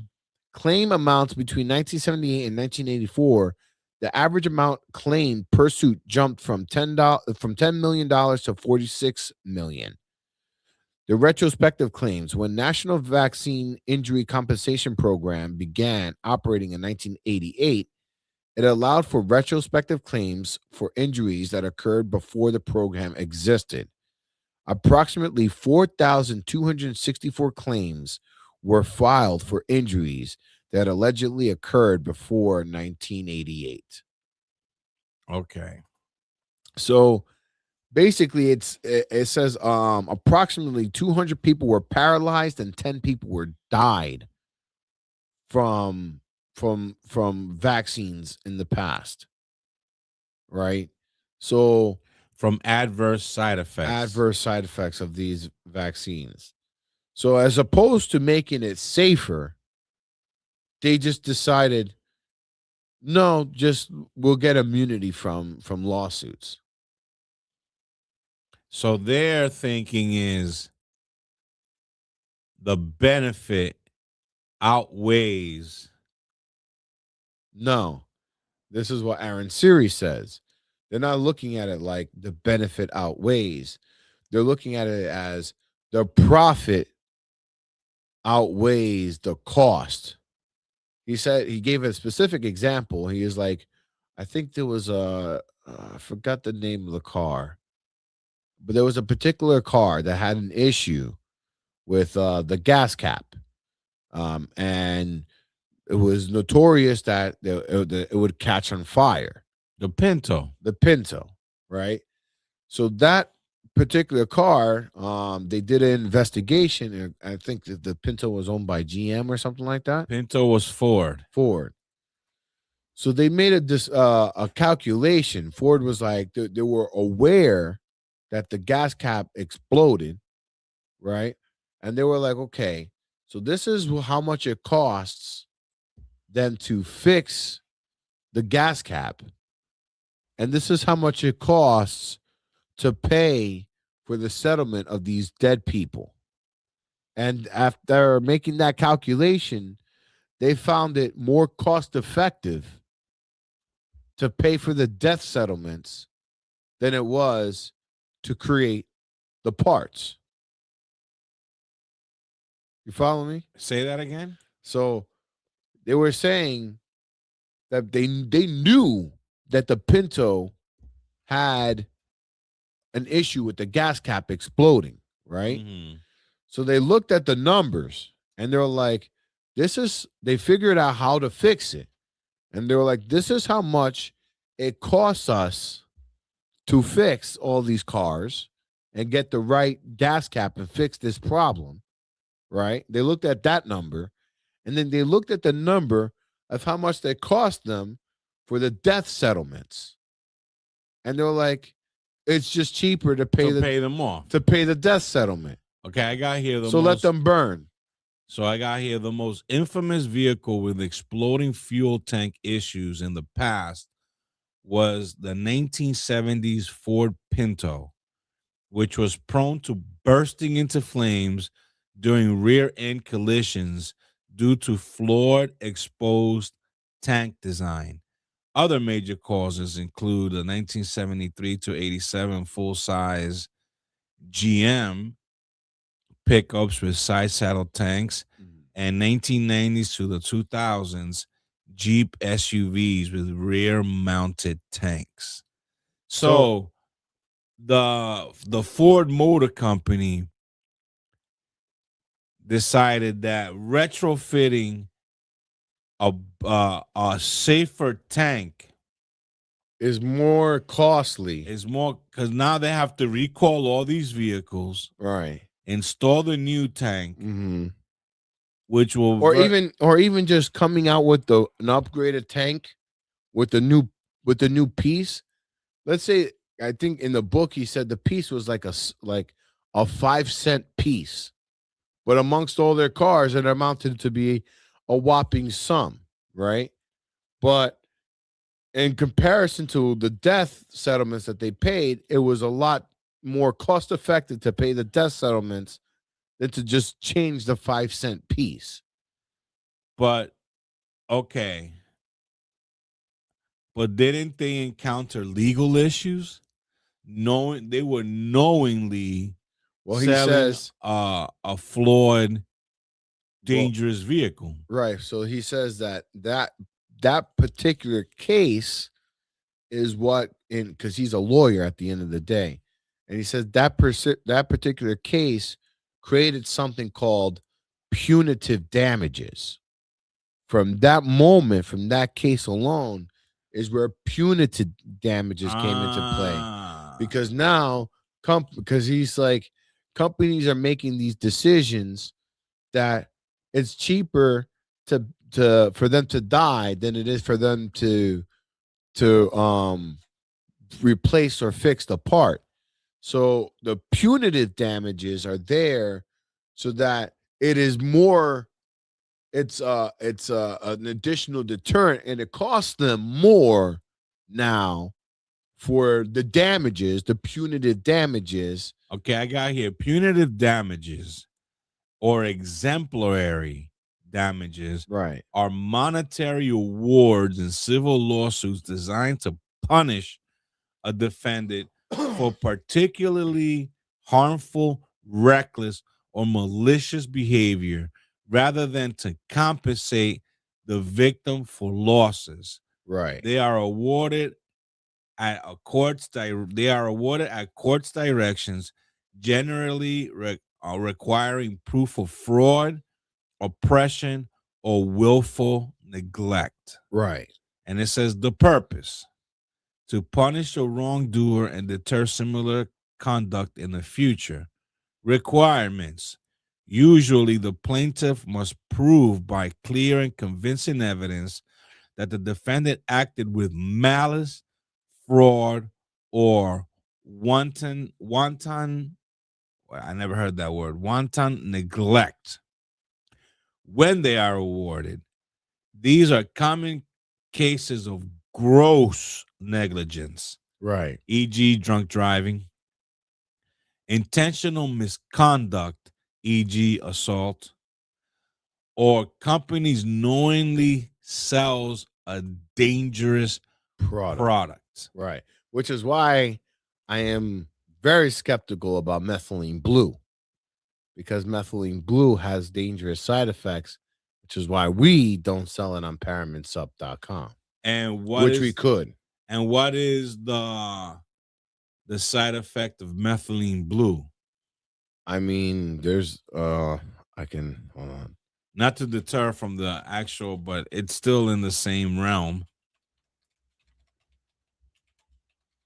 Because we have the manufacturers good to go. He's ready to supply us with methylene blue, but I'm like, because it says here general side effects: nausea, vomiting, abdominal pain, diarrhea, dizziness, headache, confusion, feeling of faintness when standing up, increased sweating, feeling unusually hot or cold, muscle or joint pain, right? And quite frankly, those side effects are not something that I want to, stand behind when it comes to any product that I come about. And can you tell me exactly, because the guy who made methylene blue famous was, of course, the Kennedy, what's his name? RFK.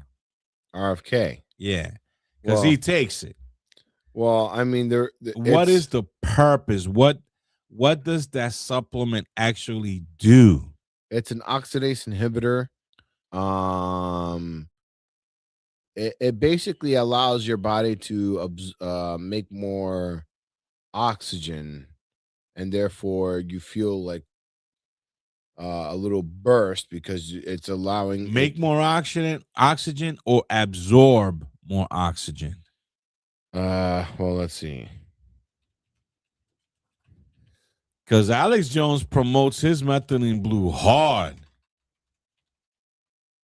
I mean, yeah, but yeah, his thing is different than ours. Like I personally wouldn't want to stand behind a product that could cause dizziness, headache, nausea, or something else.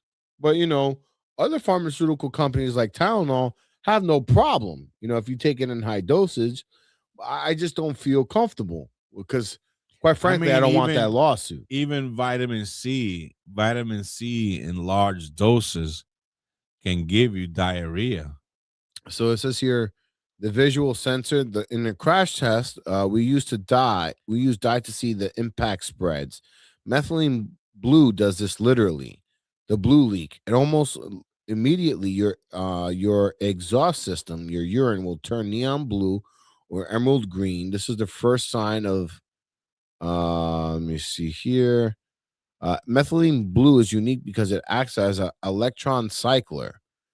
It bypasses the broken parts of the mitochondrial engine to keep ATP and energy flowing. This is why people use it for focus. If the dose is too high, it stops being a helper and starts stealing electrons, which can actually stall the engine. This is where crash tests gets dangerous. Methylene blue act as a monoamine oxidase inhibitor and MAOI inhibitor. The short circuit the system already wired with SSRIs or certain pain meds. Methylene blue creates a massive surge in serotonin, a serotonin syndrome crash. This is like a literal electrical fire in the brain's wiring, high fever, tremors, and confusion. If taken in high doses. Yeah, but it's like the dosage, the way that it comes, it's like in a dropper. It's hard to tell if you're, So that's why I was like, But nonetheless, the point being that vaccines don't have that mindset of, is this harmful? Because quite frankly, they don't care. Because what they care about, and this is what Aaron Siri is going into, what they care about is satisfying their investors, right? And their investors are with Wall Street. And unfortunately, companies that have that breathing down their neck, they could care less about. He says the only reason the market does market research about to ensure that this product is safe is because people won't buy it if it's not safe, right?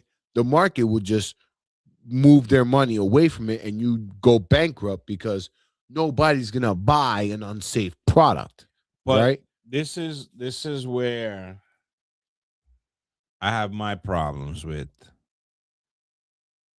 the jab or the vaccines. They don't give, the government is pushing this onto its citizens to the point that look what you have to go through to have your daughter just being checked by a physician. Right. And not only that, pediatrician. but they make it seem as if you were to get the measles, that, oh my God, I'm destroying my kids' lives. Right. But then it's funny because I was watching an episode of Joe Rogan, and he has Aaron Siri on, which is how I got to know about this and got to read his book. They put on an episode of Brady Bunch, right? And what happens in the episode? One of the kids gets the measles. So what do? They have a measles party. Right. They have a measles party. Which was a common thing to do back in the day. Right. If you got chicken pox, then you had a chicken pox a chicken pox party. That way everybody got the chicken pox early. Right. And you be done with it. And now they're doing statistical data showing that the people that actually had measles in comparison to the people that had the vaccine, the people that actually had measles lived longer, less instances of cancer, less instances of chronic disease, less obese, less all these other things, while the ones that had the vaccines, higher morbidity rate, more susceptible to different kinds of cancers, like cancers that are coming out like HPV and all these female like breast cancers and all these things are coming out, popping up out of nowhere. Cancers are and it's funny because I was talking to one of my brother-in-law, we were up in Rhode Island, and he was saying a lot of people around him are getting cancer. A lot of people, and he's in the blue state of Rhode Island, which I'm certain they're taking all the jabs and then some. He's noticing a lot of people where he works, a lot of people are in his neighborhood, a lot of people in general he's finding that they're getting all kinds of different kinds of cancers. And the studies, and again, Aaron Siri is saying this is not a belief. If you want to prove him wrong, do the damn study, because he's waiting for the evidence. Well, I heard not too long ago on a radio program that I listened to that the majority, I mean, I don't want to misquote this statement, but what I gathered from it was nowadays the majority of people that are suffering from myocarditis, I think. Can you tell me what? Can you Google? Myocarditis is an enlargement of the heart. It causes some issues and can even cause heart attacks and things like that. Okay. Most of the reasons that people that are going into the hospital and getting diagnosed with this particular ailment are people who have taken the jab. It's a higher, the number rises exponentially for people who took the jab with myocarditis than people that haven't taken the jab, which they're saying that the jab does this. And the thing is, and this ain't a myth, this ain't a conspiracy theory. This is actually Well, fact. Well, if Purdue Pharma was able to push, I learned something new about the OxyContin, the whole thing.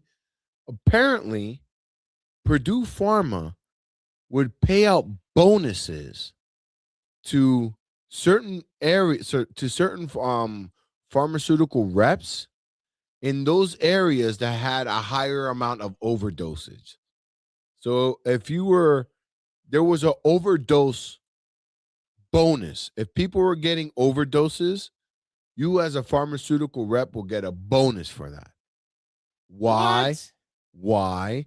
Because in the pharmaceutical, in the company's mindset, it means that you've convinced the doctor so well to buy or to prescribe so much of their product that it's gotten to a point where they're overdosing on the product, and therefore means that it's a successful campaign. The product was successfully pushed, so therefore, thumbs up, you get a bonus. Good job. You did your due diligence. You got. Wow. So that's the mindset of pharmaceutical companies, right? No, and I also heard, and it's not about your health. I mean, this guy, another guy that Joe Rogan had on the podcast, his name is Bueller Brigham. He creates this clinic called Ways to Well, which is apart from what he calls the sick care system, because he's pissed off that the system we have is only designed is to treat chronic disease, to treat, not to prevent, not to. Right. They only deal in, I only fix broken cars. I don't create pieces that can extend the life of the car. They just fix broken things. Not even. It's like your engine has a clanker. It's knocking. It's knocking. Here, take this, put this in your gas tank, and the knocking stops. What it does, it makes it maybe more lubricated, so you hear the knocking less, but the knocking is still going on. It's just you don't hear it anymore. It's not a cure.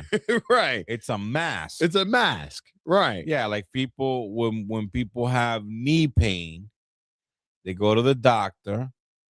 The doctor says, okay, I'll give you an injection of, I forget what's the name of that. They inject something into your knee so that you don't feel the pain. What's the name of that?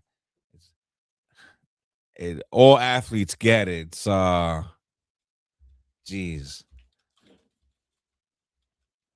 Forget the name of that substance that they. The meniscus? Yeah, athletes get it in their knees and their elbows. What is it? I just looked it up here. Corticosteroid injections. Cortisone. I Mm. think it's cortisone. It's a cortisone shot. Platelet-rich plasma is another one. PRP. No. Stem cell therapy is another one. But I think it's a cortisone shot. Corticosteroid. Anyway, yeah, go ahead. What it does is it doesn't fix it. Right. It just numbs the pain. It gets the pain away, but you still have the same problem. Well, that's so once that wears out, you're gonna be in more pain. Right. Because while you weren't feeling it, now you were doing more damage to it. Oh, it does. It's even worse because, like, for example, OxyContin, right? So they in their investigation, they not only did they specifically target low income areas that are heavy on hard labor, right?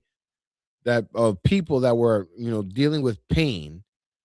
Not only did they target these areas and say, here's some oxy. You have a little bit of back pain from working in the mines.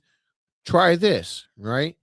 But full knowing that after a while, the OxyContin causes pain. It causes the pain. So not only because I recently had surgery. I got prescribed OxyContin. I did my own research on it, and I was like, I was in pain, and I was reading. Not only does it numb pain, but it also causes pain. It causes pain. How does it do that? Or how does it cause pain? Let me see. In reference to the cortisone shots, I have it here. Cortisone shots are fast-acting anti-inflammatory injections used to treat joint pain, arthritis, tendinitis, and bursitis, usually providing relief for several weeks to months. They are generally safe, allowing for reduced inflammatory, but cause side effects like temporary pain flares, skin thinning, and increased blood sugar. Right. So for OxyContin, it says yes, OxyContin can actually cause pain or make you more sensitive to it over time. The phenomenon is called opioid-induced hyperglasia. While the drug is designed to block pain signals, long-term use can rewire the nervous system, leading to several types of pain-related issues. Opioid-induced hyperglasia, this condition is where medicine itself makes your pain receptors more sensitive. The tipping point, instead of the drug turning down the volume on your pain, your body compensates by turning up the sensitivity of the nerves. The result, you might find that your original injury hurts more, or you develop new pain in areas that you weren't injured before. Which then promotes you to take higher doses. Right, to get more OxyContin, right? And then you get rebound pain. OxyContin is a time-release formula. As a dose wears off, especially if you have developed a physical dependence, your body goes into a mini withdrawal state. This causes muscle aches, joint pain, and abdominal cramping. People often mistake this withdrawal pain for their original injury getting worse. And yeah, you become a junkie. And opioid-induced constipation. That's where I was feeling pain. A very common side effect of OxyContin is that it that it slows down the engine of your digestive tract. The impact, this often leads to severe abdominal pain, cramping, and bloating, which had me questioning, why would my surgeon prescribe me OxyContin when it's notorious to cause abdominal pain? I'm just like, make sense. If it's going to cause me abdominal pain and I had abdominal surgery, then why are you giving me this? Well, I had the same experience when I had my supinated bicep reattached. The doctor said, I'm going to give you some OxyContin, right? But actually, actually what he gave me was codeine. But he said, sorry, go ahead. He said the codeine, use it only if you experience pain that you cannot tolerate. Use it sparingly because it is addictive. So when I first got home, I the first day I might have felt just a little pain. I took it. But I chucked it after a while. I didn't even need it because the pain didn't get to the level that I was like, oh my, it's an excruciating. Oh my, right. I just took it once. But when I had an abscess, drained from my tonsil, I did get, it wasn't OxyContin or codeine. I got a nice shot of what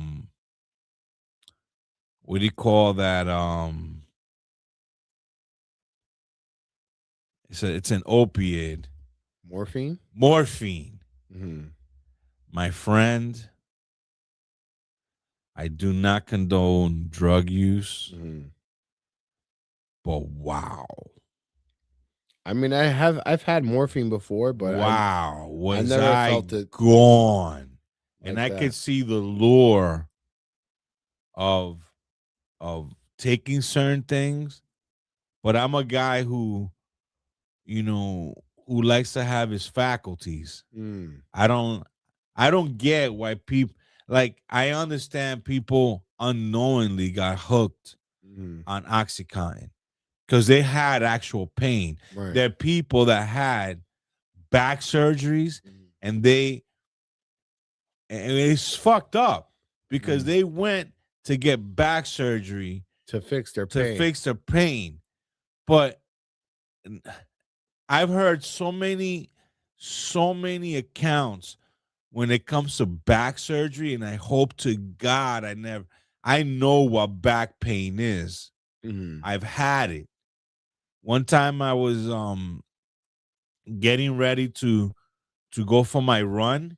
When this was in my younger days when I was extremely fit, and I guess I didn't warm up properly, and I went to run. Boom! I was like, oh, and it feels like a band, like you got like a belt around your waist, just for the purpose of pain. You can't move. So imagine. And it went away. It took about a week or so. I couldn't even sleep right. But imagine somebody living with that 24 hours a day for years, and they tell them, "Oh, you need your back. You got a slip disc or whatever," and they fuse their backs in thinking you're gonna feel better, but now they feel worse. Right. And then the solution is for you to get OxyContin, and then yes, the first blast you're like, relief. Right. But that's a very short lived. So all that to say, it's crazy what's going on in the medical field. But that also, I must say, I don't know how true this is, but I've heard that physicians, pediatricians, they're encouraged to push these vaccines. Oh yeah. And if they don't have a choice. And if they don't push the vaccine, then you might end up losing your practice altogether. Well, it's not that they'll pull your license, but what would end up happening is that the insurance companies pull from they pull them your contract, and they're saying you're done with us. We're never gonna work with you again. Which means, like, if you have an insurance, the doctor cannot collect from that insurance. That's what Exactly. So let's say which is the bulk. You're a doctor, right? You take Aetna, Cigna, and Blue Cross Blue Shield. Right. Aetna is saying you need to have 80% of your people vaccinated, or else we pull our contract. So does Blue Cross Blue Shield, and so on and so forth. If you have less than or more than 80% that aren't vaccinated, they all say, "Oh, really? Not going to listen? That's fine. We're pulling your contract. We will not." So you're telling me that the insurance company tells the physician, dude, we're looking here at I'm looking at your records of patients. Do you know that a lot of your patients are unvaccinated? Can you please get them vaccinated? Yes. Do they say that? Yes. And if you say, well, they don't want it, then they tell you, well, they better want it if you want to continue to accept this coverage. Right. And then if they don't get it, then they cannot accept the coverage, which which then upsets the doctor's bottom line because now Right. he just can accept cash. Right. So it says here, Interesting. doctors may receive a financial bonus if a high percentage of their patients, around 63 or 80%, stay up to date on preventative care, including immunizations, cancer screenings, and wellness visits. Goal Insurance provides incentive because the preventative care, like vaccines, significantly cheaper for them than covering an emergency room visit or for a long-term hospital stay. Can they pull the contract? So insurance quality scores. If a doctor's scores are consistently low across all metrics, not just vaccines, the insurer might review the partnership, but the goal is ultimately to improve care rather than lose provider. Is what the AI is saying here. It says here, let's see. Interestingly, many pediatricians actually lose money or just break even on vaccines. So essentially, they need to have about 60 to 80% of their patients. So it's not that the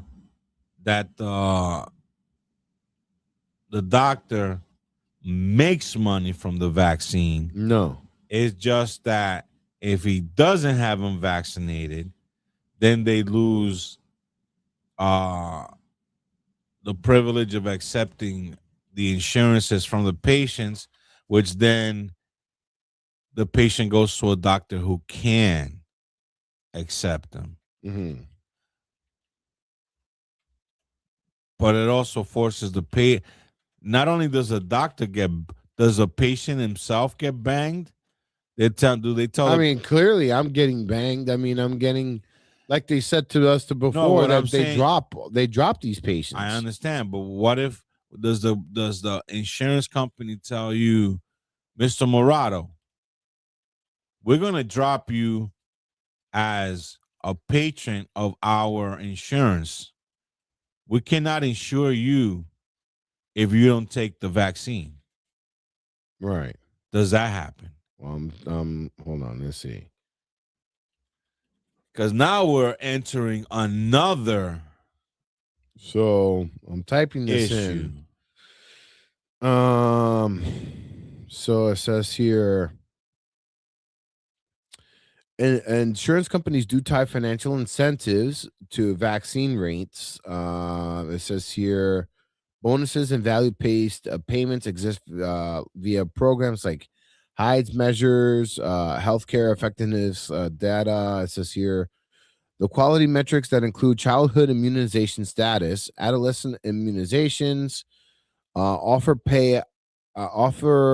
extra payments or higher reimbursements if practices hit thresholds on multiple metrics, not just vaccines, but also things like child visits, diabetes control, cancer screenings, blood pressure management, avoiding unnecessary ER visits. Examples from real programs. Let's just see here.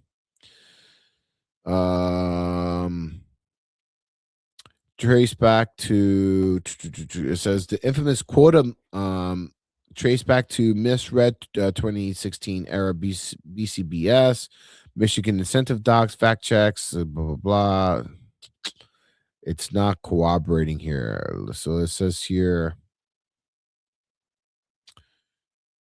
practices sometimes drop vaccines altogether, they according to this thing, but here I have a clip. I can pull this, see if I can find it quickly, because we are getting closer to the end of the cast here. Unfortunately, we wanted to touch more on the alien topic, but well, let's see if we could wrap this up so we can get the AM PM game show rolling. Yeah. We'll cross paths with this topic once again. Yeah, so I just wanted to bring that up because it happened this week, and keep us updated. I want to know, because my main question is, they're pushing these vaccines, especially to our children.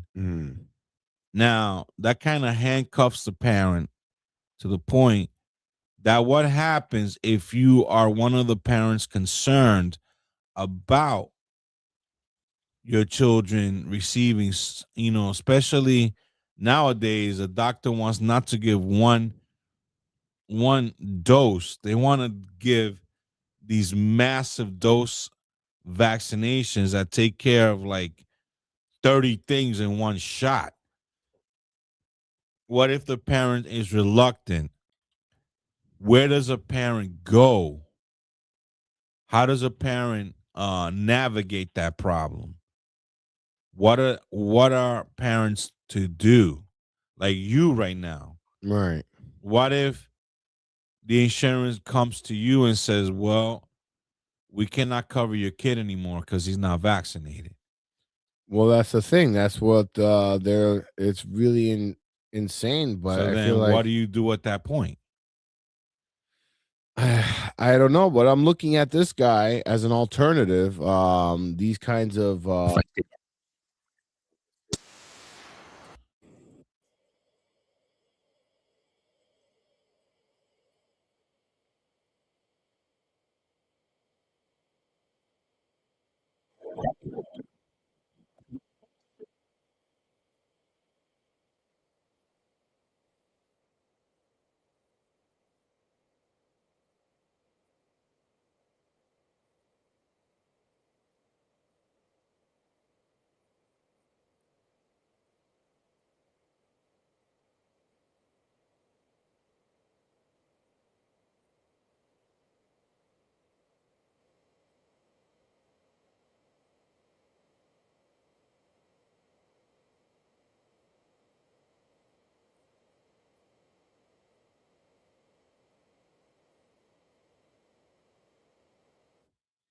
so that's the alternative. Yeah, but how many people can do that? I mean, nobody, hardly anybody. But you know what? He's pushing for an alternative, and if that's the alternative that I have to take, it's the alternative that I would have. I would think take. that opens the door for an entrepreneur that can say, you know what, I'm going to make an insurance company that does cover these kind of things. I mean, it's the same thing as your car insurance. Like he says that your insurance is exactly the same thing as a car insurance, right? It's there so that when you have a detrimental accident, that you're covered, right? But if you want to get an oil change, or if you want to get routine maintenance, your insurance is not going to cover that. No, but that's what he's saying. That's what insurance. That's how you got to look at your health insurance too. But I'm saying, why haven't some entrepreneurs invented a new type of insurance that caters to people that need that? Well, his thing, I'm fascinated. His thing is not the insurance model. His thing is, if you make it direct to consumer, right? Then he says the model should be that instead of filling the coffers of all these pharmaceutical companies and these insurance companies by taxpayer dollars, you give that dollar to the taxpayer in form of some kind of like voucher of some sort, right? Where it's dollar, like the food stamp program. You get $1 amount towards your health care. And then you get to shop on what doctor you want to go to. And then you just buy it outright. You just, instead of being pigeonholed into a PCP or this type of whatever, you break that system apart, because all that, the PCP and all these different systems is the insurance model. You cut the insurance model, right? You give people the funds, and then you say the doctors have to provide the result, because these people are going to doctors because they're the only ones that are covered under their insurance. And therefore, you're stuck with somebody that doesn't necessarily serve you, right? and he gets the benefit and you don't.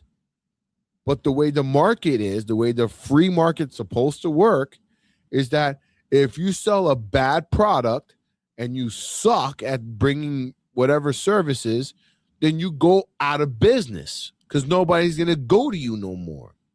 Correct. But that doesn't happen in healthcare because you're forced to go to these doctors if you have a certain kind of insurance. I swear, I think insurance company or the word insurance, period, right, is a way to say the Cosa Nostra or the mob, because these people, that's what it feels like. They don't stray from the template. That's they what all it feels follow like. this. There's not a different insurance company that says, you know what, Geico, Prudential, and everybody, Joe Blow, they're charging X amount. You know what? We're a different type of insurance company. We're gonna cover you at this. It never happens. They all follow. They all say like they're competitive. Right. They're all the same shit. Right. They're all the same shit. Right. Right. So I don't know, but we gotta it's wrap not this profitable for them. I know. But yeah. Let's wrap this up. So you want to go into the AM PM? Let's do it because we're at hour 2:30. All right, here we just go. Got half hour left. Oh wow! So it's time for the AM PM game show. AM PM game show.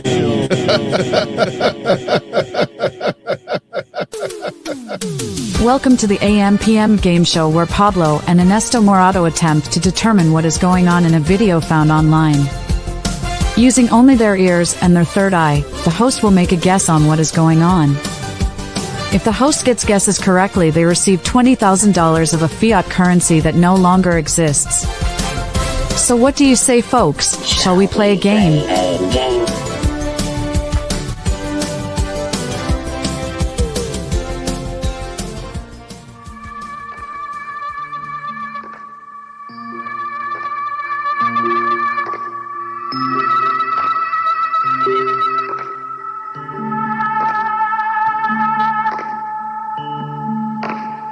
Radio is theater of the mind.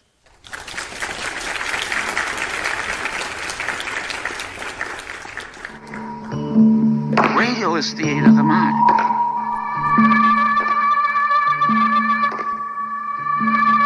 But radio is theater of the mind. It's imagination. It's imagination.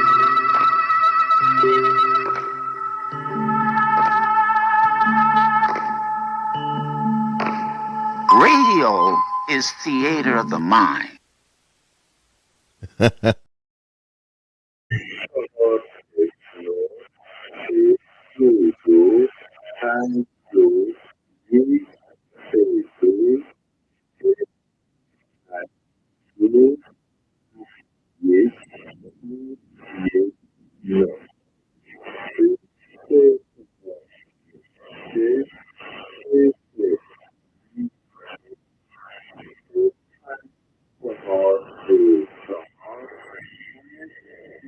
Wait, hold on. You're playing something too? Yeah, we were playing something. We were both playing at the same time.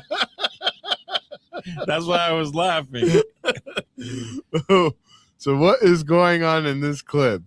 You ready? Well, before we do that clip, right? This was just a bonus because this is not really part of the AM PM game show. But it ties into the Paramid podcast. What is this?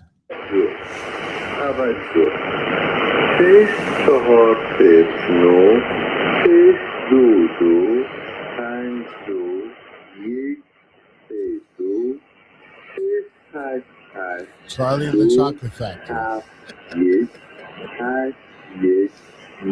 It's the particle, you know, the candy bar goes over their head. Actually, this is fascinating. This is actually a signal that after the United States bombed Iran, it hasn't stopped, and it's in Farsi. This is like a code. This is a Farsi code signaling. I don't know. They don't know to who, but this is a spy code. They're trying to decode what is it, and it's on if for people that have this type of radio, for number radio, the megahertz is 7910 kilohertz.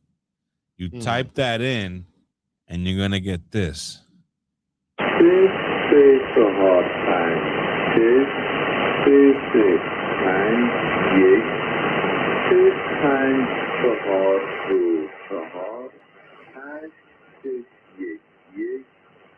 You would figure in times of modern technology, they might have a more modern way, but it might come in handy if the grid goes down in Iran.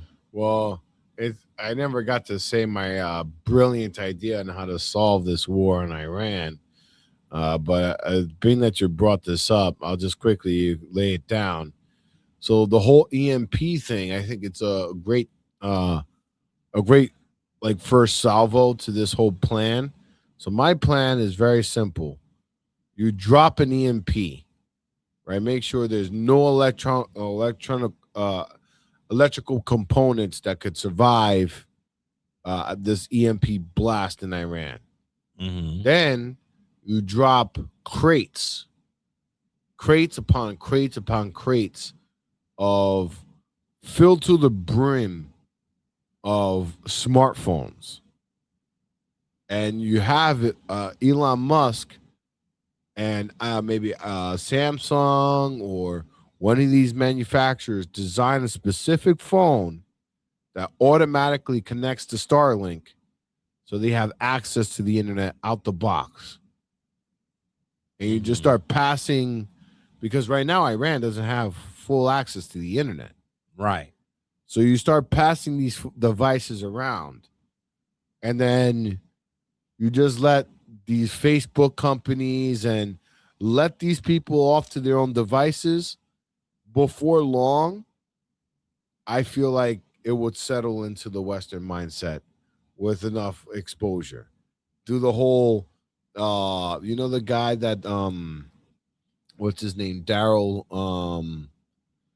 the guy that goes to the KKK people and he takes their robes because they end up right because they never seen a black person before. Right. And these people in Iran are death to America, but have very little clue about what we stand for, what we're all about, or what our culture or what Western culture is all about. But if you expose them to it, well, I think that a lot of them. It seems like it's the same way you see the propaganda in Cuba. We love Castro back in the day. Castro this guy, but you can't really communicate. But they're forcing they're saying death to America because the people in charge want them to say that. Of course, but they don't want that. Of course, but that's what I'm saying. If you pass out all these phones and you start giving them access to the internet, now the people have a conduit to where they could communicate, to where they could do what they need to do. But you have to do that. You have to give, because the evil mind will find a way to harness this to do harm. I mean, they're already doing harm. I mean, it's already happening. But it will be a lot better than this.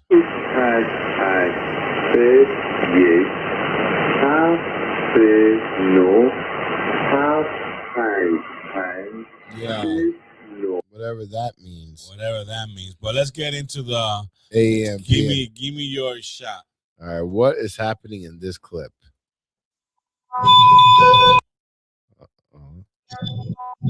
Lower just.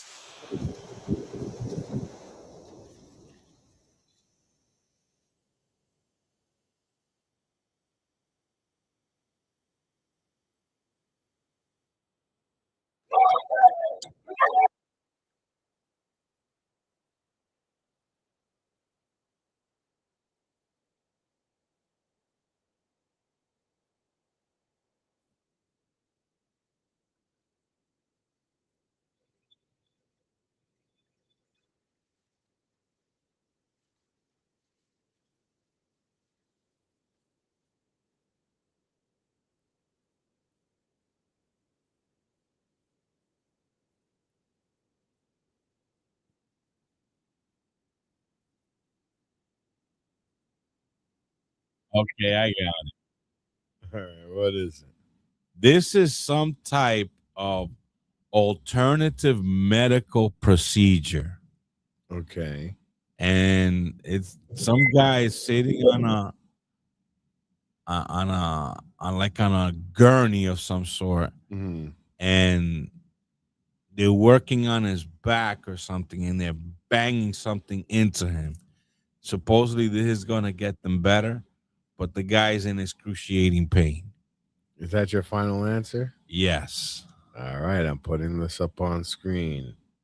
So it's a guy getting hammered in the back. Yeah, it's some kind of alternative medical procedure. Okay, here we go. So putting this up on screen for my everyone. pineal gland is working.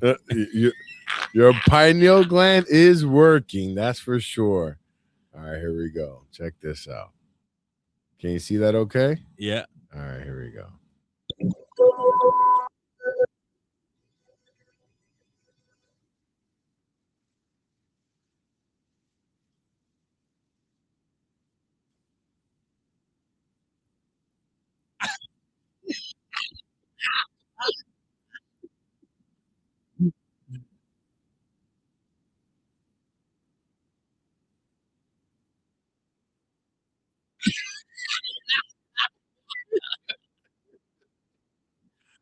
So what is going on in this clip? Well, let me get this straight. They caught this guy sleeping? Yeah. They caught him sleeping. Oh my God, what a prank. Let's see the whole thing in its entirety.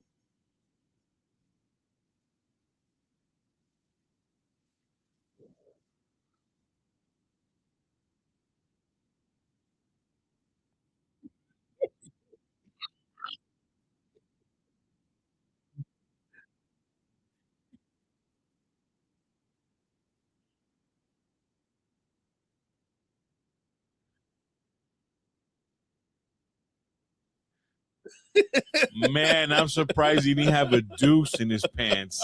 All right, so let me describe this for people that are just listening. They catch this poor, unsuspecting victim. Looks like he might have fallen asleep. His friends all dress up in medical scrubs with masks and hats. There's even a makeshift IV with a water bottle. and there's even it's not even hats. You know those booties that you wear for and there's even a lady with a syringe. Right. They put like what looks like tissue paper on his stomach, put fake blood on it, and then the guy brings out like something like a gizzard. It looks like it looks like some kind of innards of a cow or something.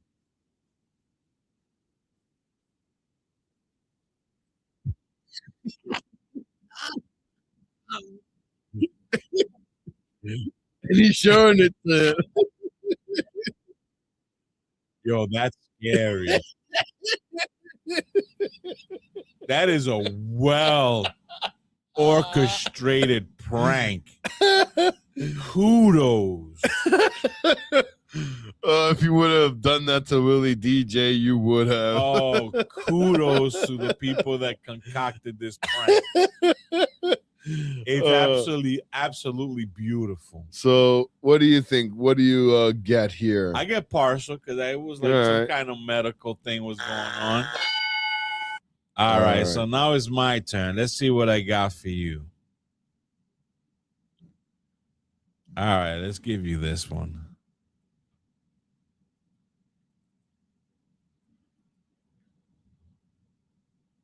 Come on. Here we go.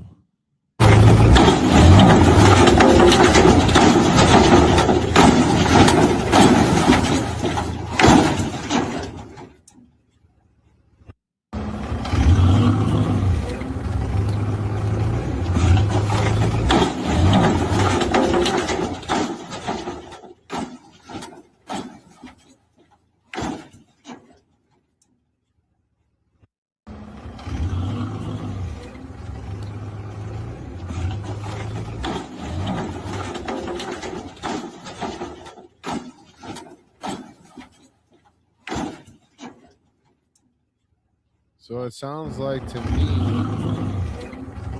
like a dump truck, you know,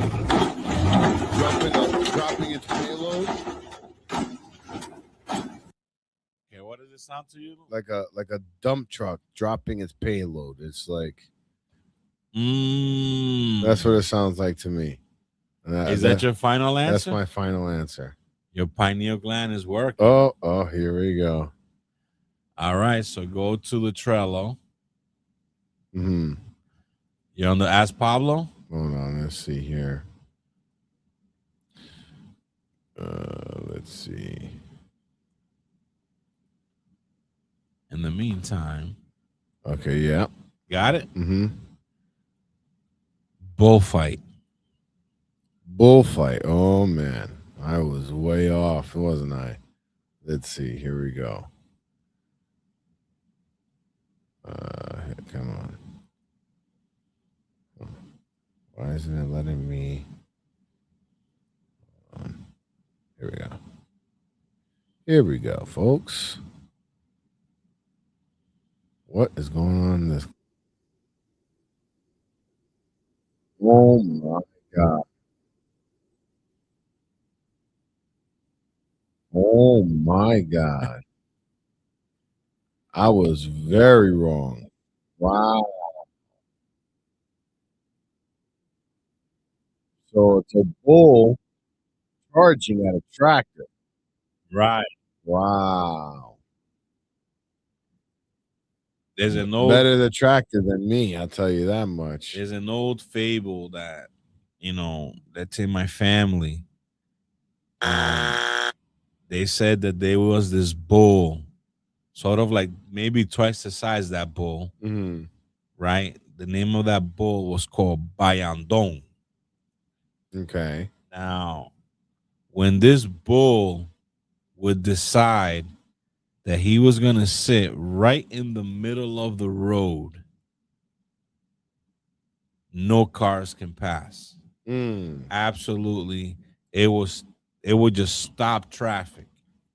Because it would smash up any car that would come by? Yeah. If you disturb them, he'll go on a rampage and destroy, all the vehicles on the road. Oh, my God. So one time, my family members were going from one side of DR to they were moving. And it was really late.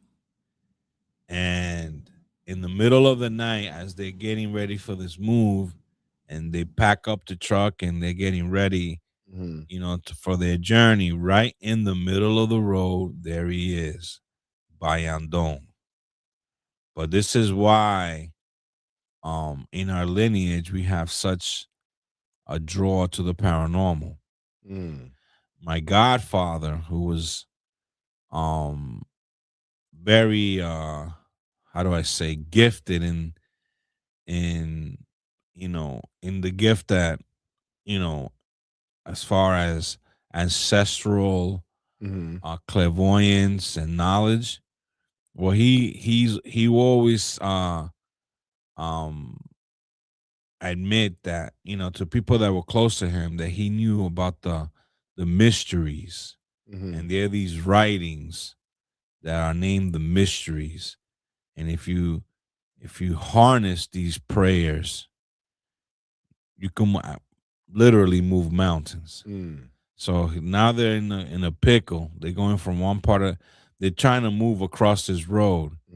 And my godfather gets out and whispers something into the bull's ear. And the bull gets up gently and just moves on down the road. Wow. And my family is able to pass. Wow. The mystery is we never got to get it out of him. God rest his soul. What did he tell Bayandong? And it's funny because this is a story that was prevalent in our family for a very long time. But later on, as I got older, now they have jokes about it. Like the punchline is, if you don't move, I'm going to smash your nuts or something like that. I don't know if you've heard jokes of that nature, but there's always that joke that they say something to the bull. But this actually was in my family. So let's move on to the. All right. So what is going on in this clip here? All right, hold on. It sounds like a faucet running. That's not. That's not me. That's not my clip. Is that you?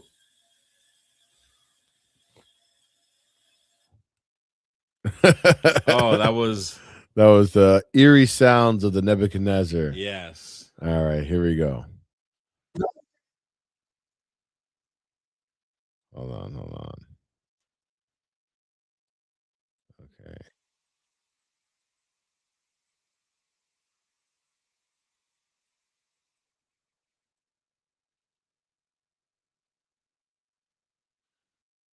All right.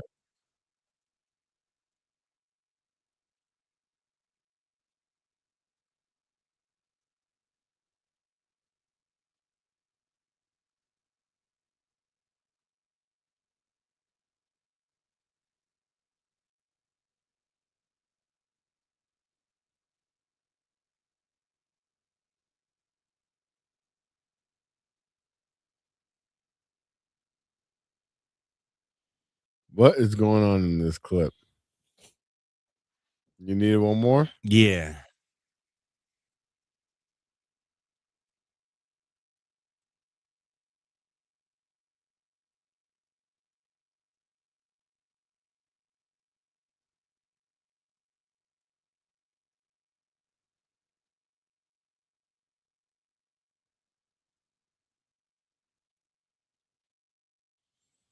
Okay, I'm going to take a stab at this. Okay.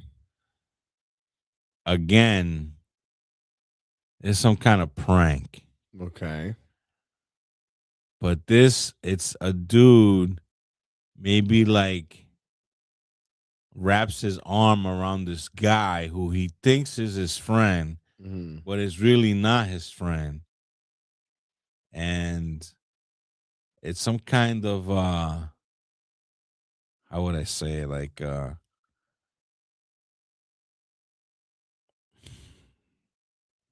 maybe like some kind of homosexual kind of encounter. But he's thinking that is his boy, but it's actually a case of mistaken identity. Let's put it that way. Okay, but a homosexual encounter? Explain. Well, it's both of these guys, the guy who's hugging, like wrapping his arm around him or doing, maybe he's gay and he's trying to wrap his arm around his gay partner initially. Your pineal gland is working. Really? You got a gift. All right, let's see. All right, let's see here. But I know it's got to be something with the homo persuasion. The Homo sapien persuasion. All right, here we go. Can you see this? Are you seeing it? Yeah, I'm seeing it. All right, here we go.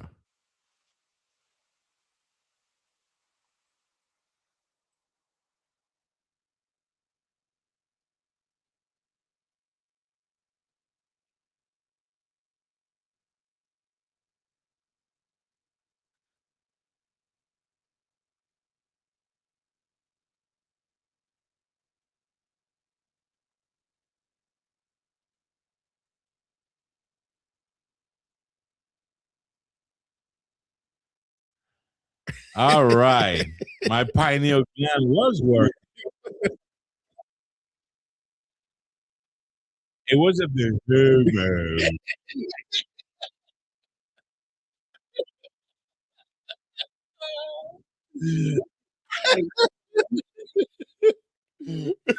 Give the audience one more.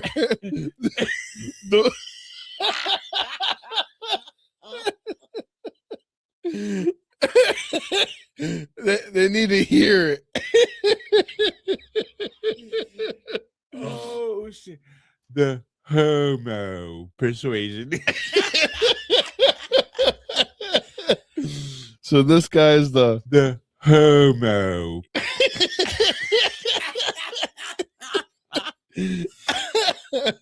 All right, so let me describe the scene. They're in like they're skiing. These guys are, they're getting ready. I guess they're getting on the lift. That's what they're getting ready for, to get on the lift. Yeah. So one guy, thinking that that's his buddy, he rams him from the back and proceeds to hump him in a doggy style manner. But he's doing this like a prank, thinking that this is his boy, and to his surprise, is a total stranger. It's a total stranger. So for that, I think you get the homo.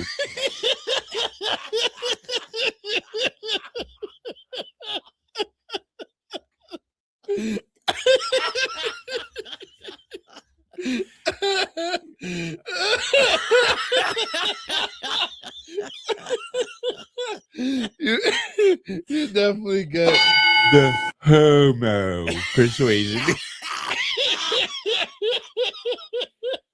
Oh, that is too funny. You got a soundbite for days there. All right. So now it's my turn. Now it's your turn, yeah. All right, let's do this.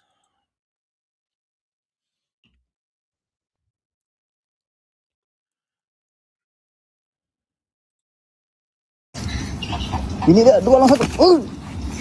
Mana dia? Mau megang.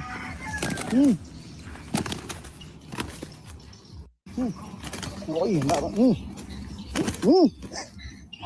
Ini dia 2 lawan 1. Mana dia? Mau megang.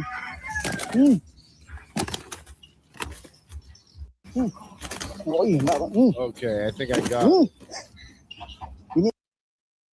So you typically do things in themes.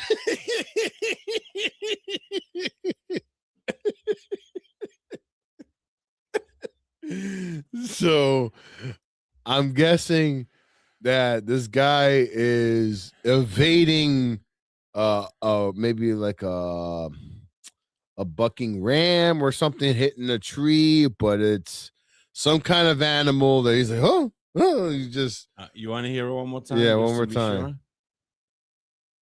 Sure? 2 lawan 1. Mana dia? Mau megang.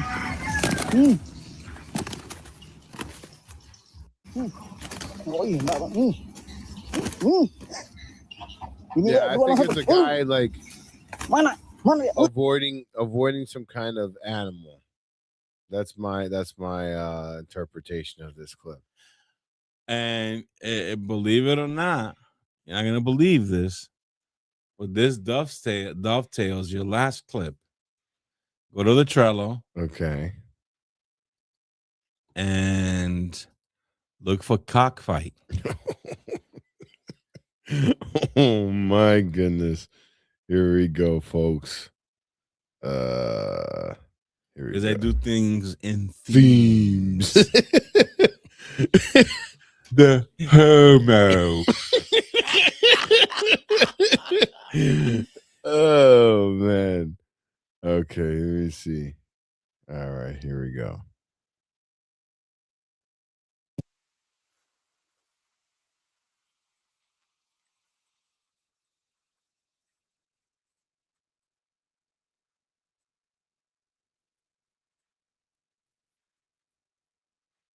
Oh, so it was a cockfight essentially. Homo. Yeah. Wow. One cock against 2 cocks. The homo.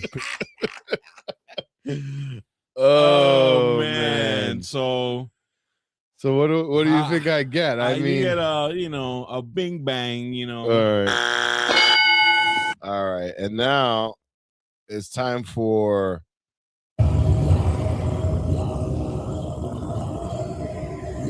Are You Going to Hell?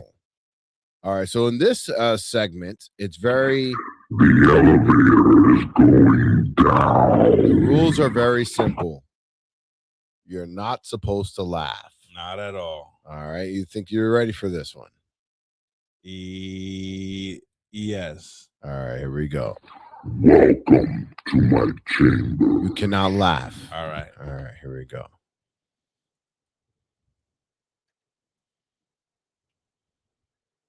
Okay. Hold on. Let me just make sure that this is in full view. Can you see everything okay? Yep. All right. Let's see.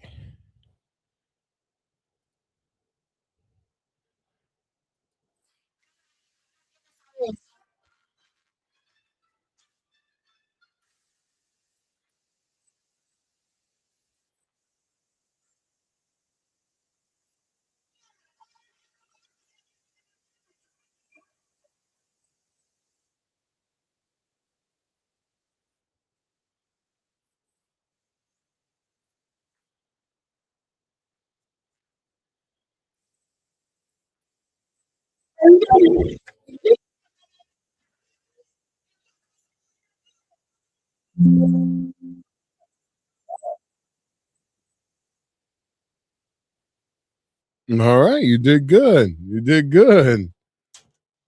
I did very well. Describe what's going on. So essentially, it's a woman. Get you next time. So a woman, it looks like his wife, perhaps, is giving him a spoonful of something, so it's telling him to try it. To taste it, to see what it tastes like. So he's tasting it. He says, this tastes like shit.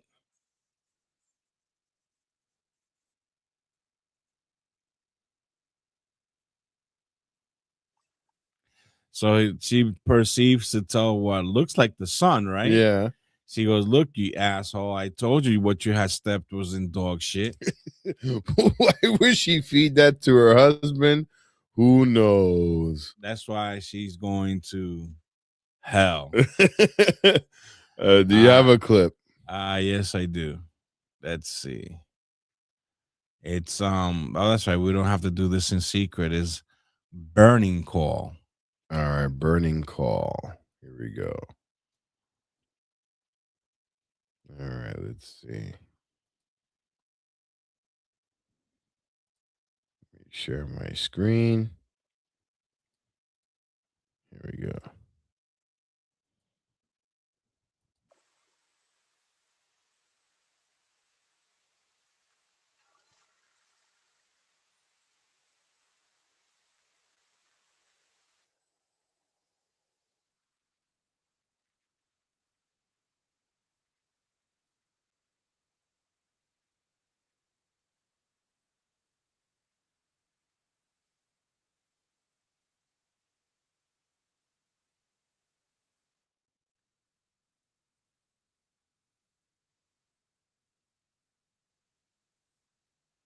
You did well. You did very well. All right. I will get you next time. I got another one for you. Let's see if this one will get you. Here we go. Let me just get it out of me. Okay. The homo persuasion.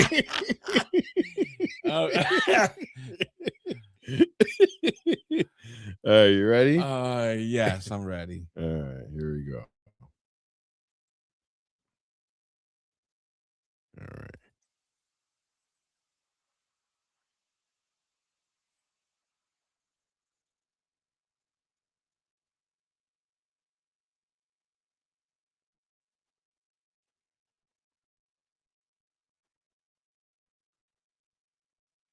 Froze.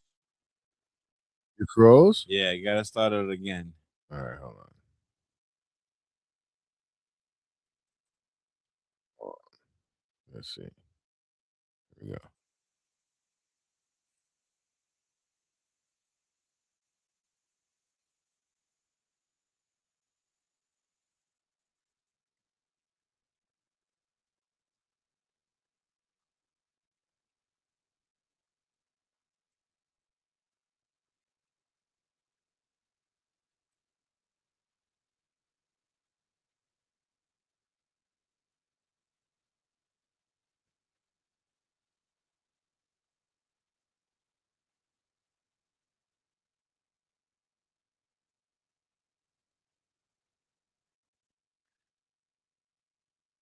It took me a while to get it, but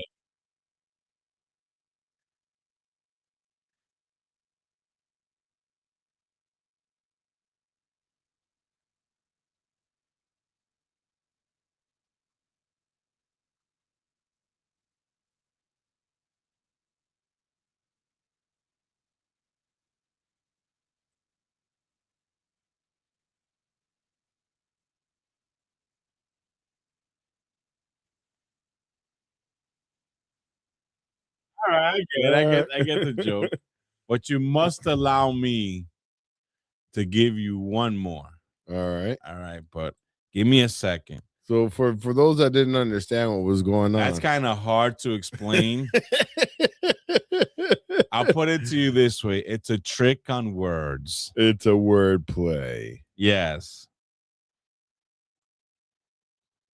So you have it. What is it? Hold on.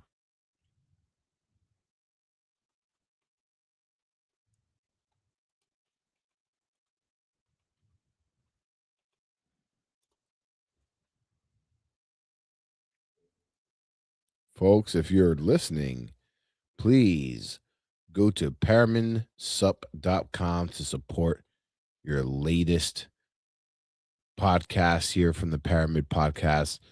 Also, please like and subscribe. If you're watching us now, please go like and subscribe on our podcast. All your likes and subscriptions do help us, and it costs you nothing.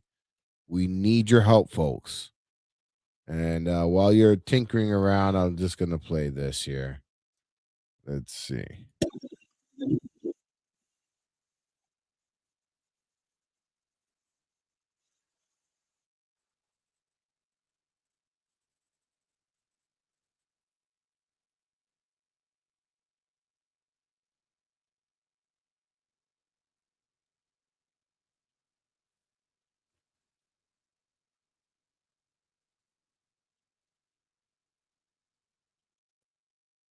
Did you find what you were looking for?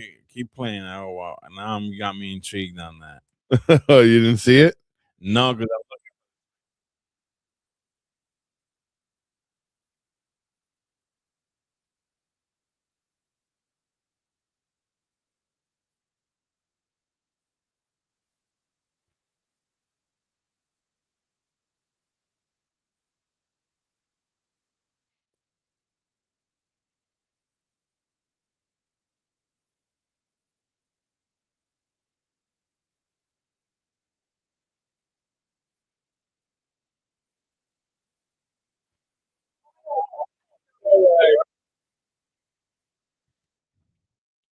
All right, let me put it up on the Trello.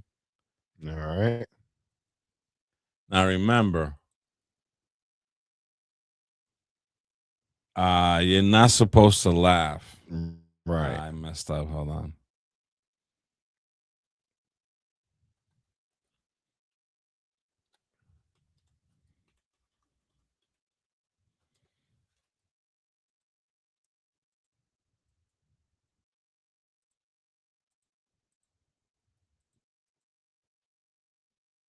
Come on, man.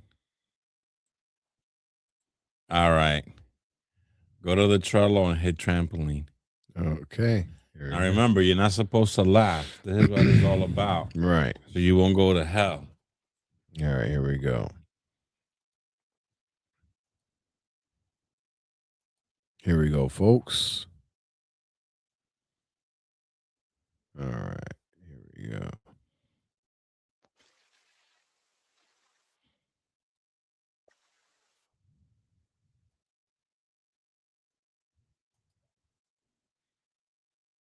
Come on.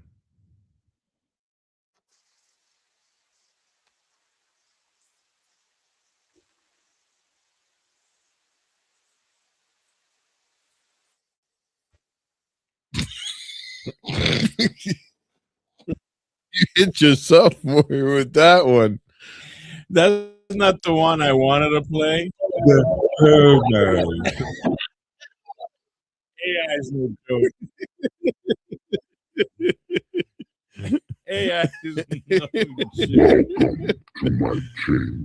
The Oh, one I wanted man. to see is the one of this woman that she jumps off her roof into the trampoline and she like bounces like, and then she smashes the house. But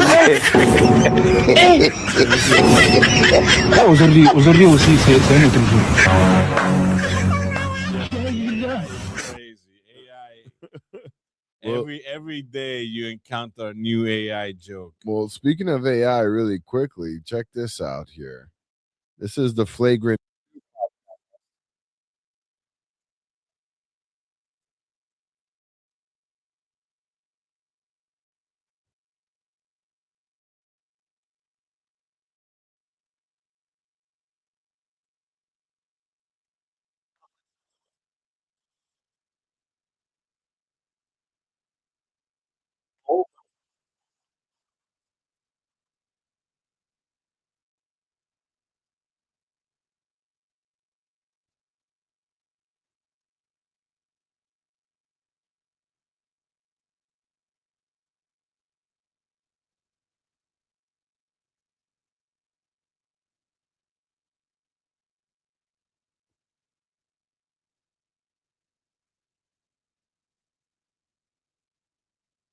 That's an actual robot? It's an actual robot. So a robot actually got into the podcast and he started playing around with it, but of course he ends up getting really silly with it. But let's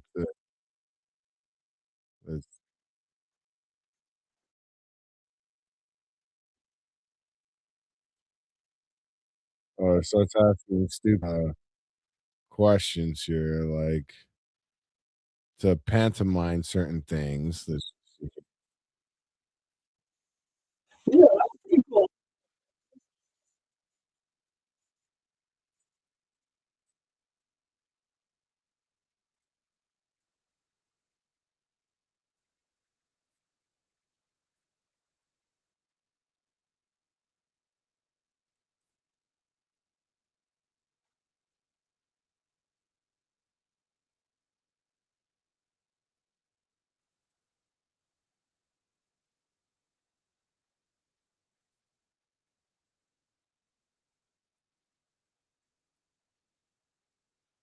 But is somebody controlling it?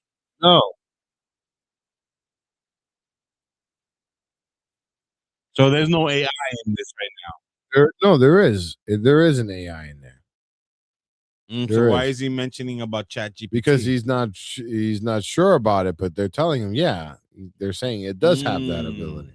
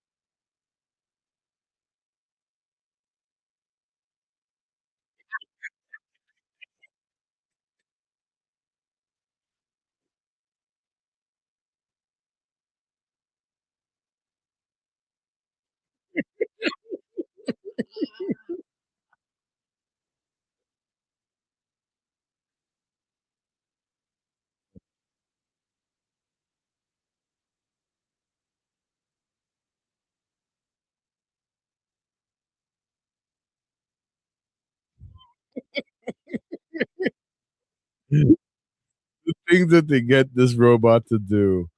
But yeah, apparently that's a real robot. It's a walking, talking AI robot. Fascinating. It's coming into the zeitgeist little by little. Wow, that's fascinating. And I think with that, it's time for the ultimate Ohm. Yes, folks, we have reached the end of the podcast. We discussed some, really delicate topics, war, aliens. So now we at the end of the show and the ultimate Ohm. Take a deep breath I'd like to finish with ohms. This is not a cult or a religion. It's just ohms, okay? We're going to relax our breath. This is a meditation pose, lotus pose, whatever you want to call it. Don't be afraid of your own voice. You're in your house, make some sound, no one cares.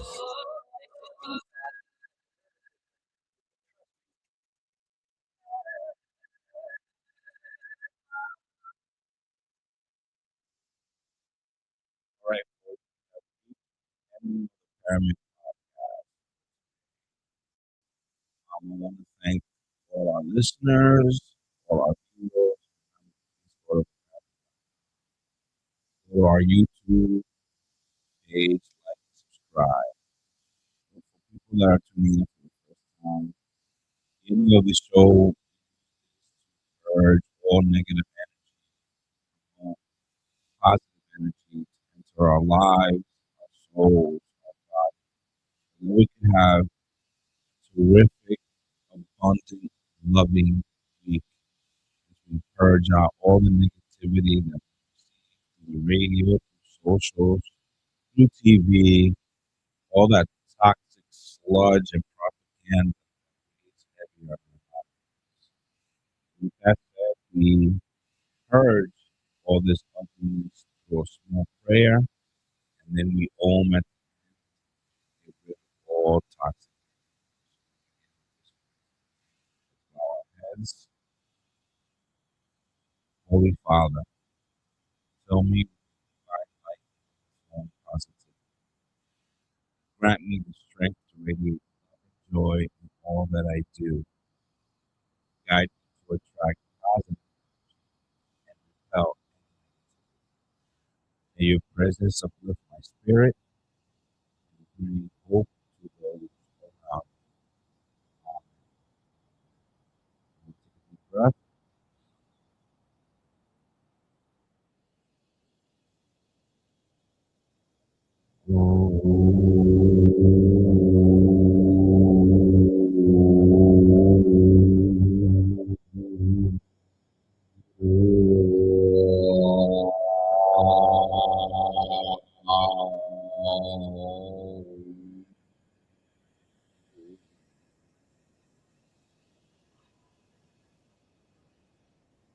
Releasing all that toxic energy, positive frequency, positive energy, good energy. Love and joy. Folks, I am Ernesto Morado, or Pablo. Remember, the universe is infinite, and so are the possibilities. And remember, the paranormal is all around us. We just have to look closely. Peace. Love this song, Rising Sun. Have a good night, folks. Paramid.com, right up there. All our shows up there, folks. On all socials, Facebook, Instagram, YouTube, TikTok. Join, like, and subscribe. Peace.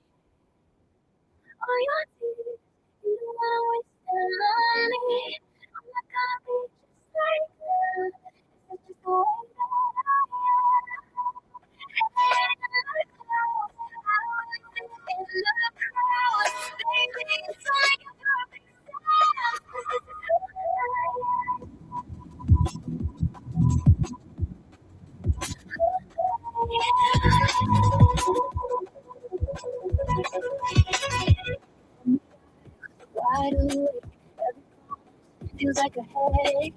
There's more ways than I can take. And a small choice turns into an earthquake. But I gotta trip on my own feet. And sometimes be a heartbeat. Call it faith, I call it faith. And every wrong turn I choose to make. Say all your tears, you don't wanna waste them on me. I'm not gonna be just like them. It's just the way that I am. Hey, look hard. I don't really fit in the crowd, baby. So make it put a big size, 'cause this is who I the homo persuasion.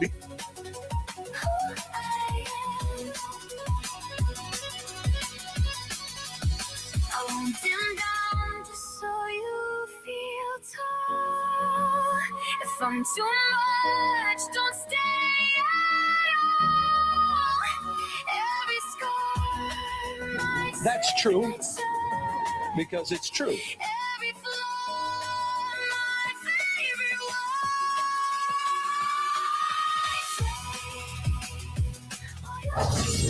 You don't wanna waste them on me. I'm gonna be just like them. This is just the way that I am. Head in the clouds, I don't really fit in the crowd. Baby, it's not making perfect sense, 'cause this is who I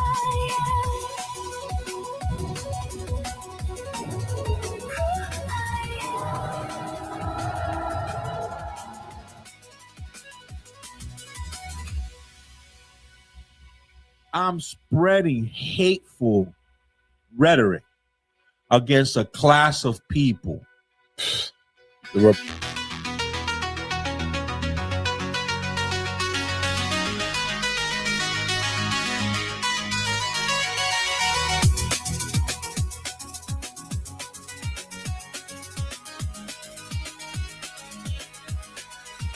Don't say this, don't say that.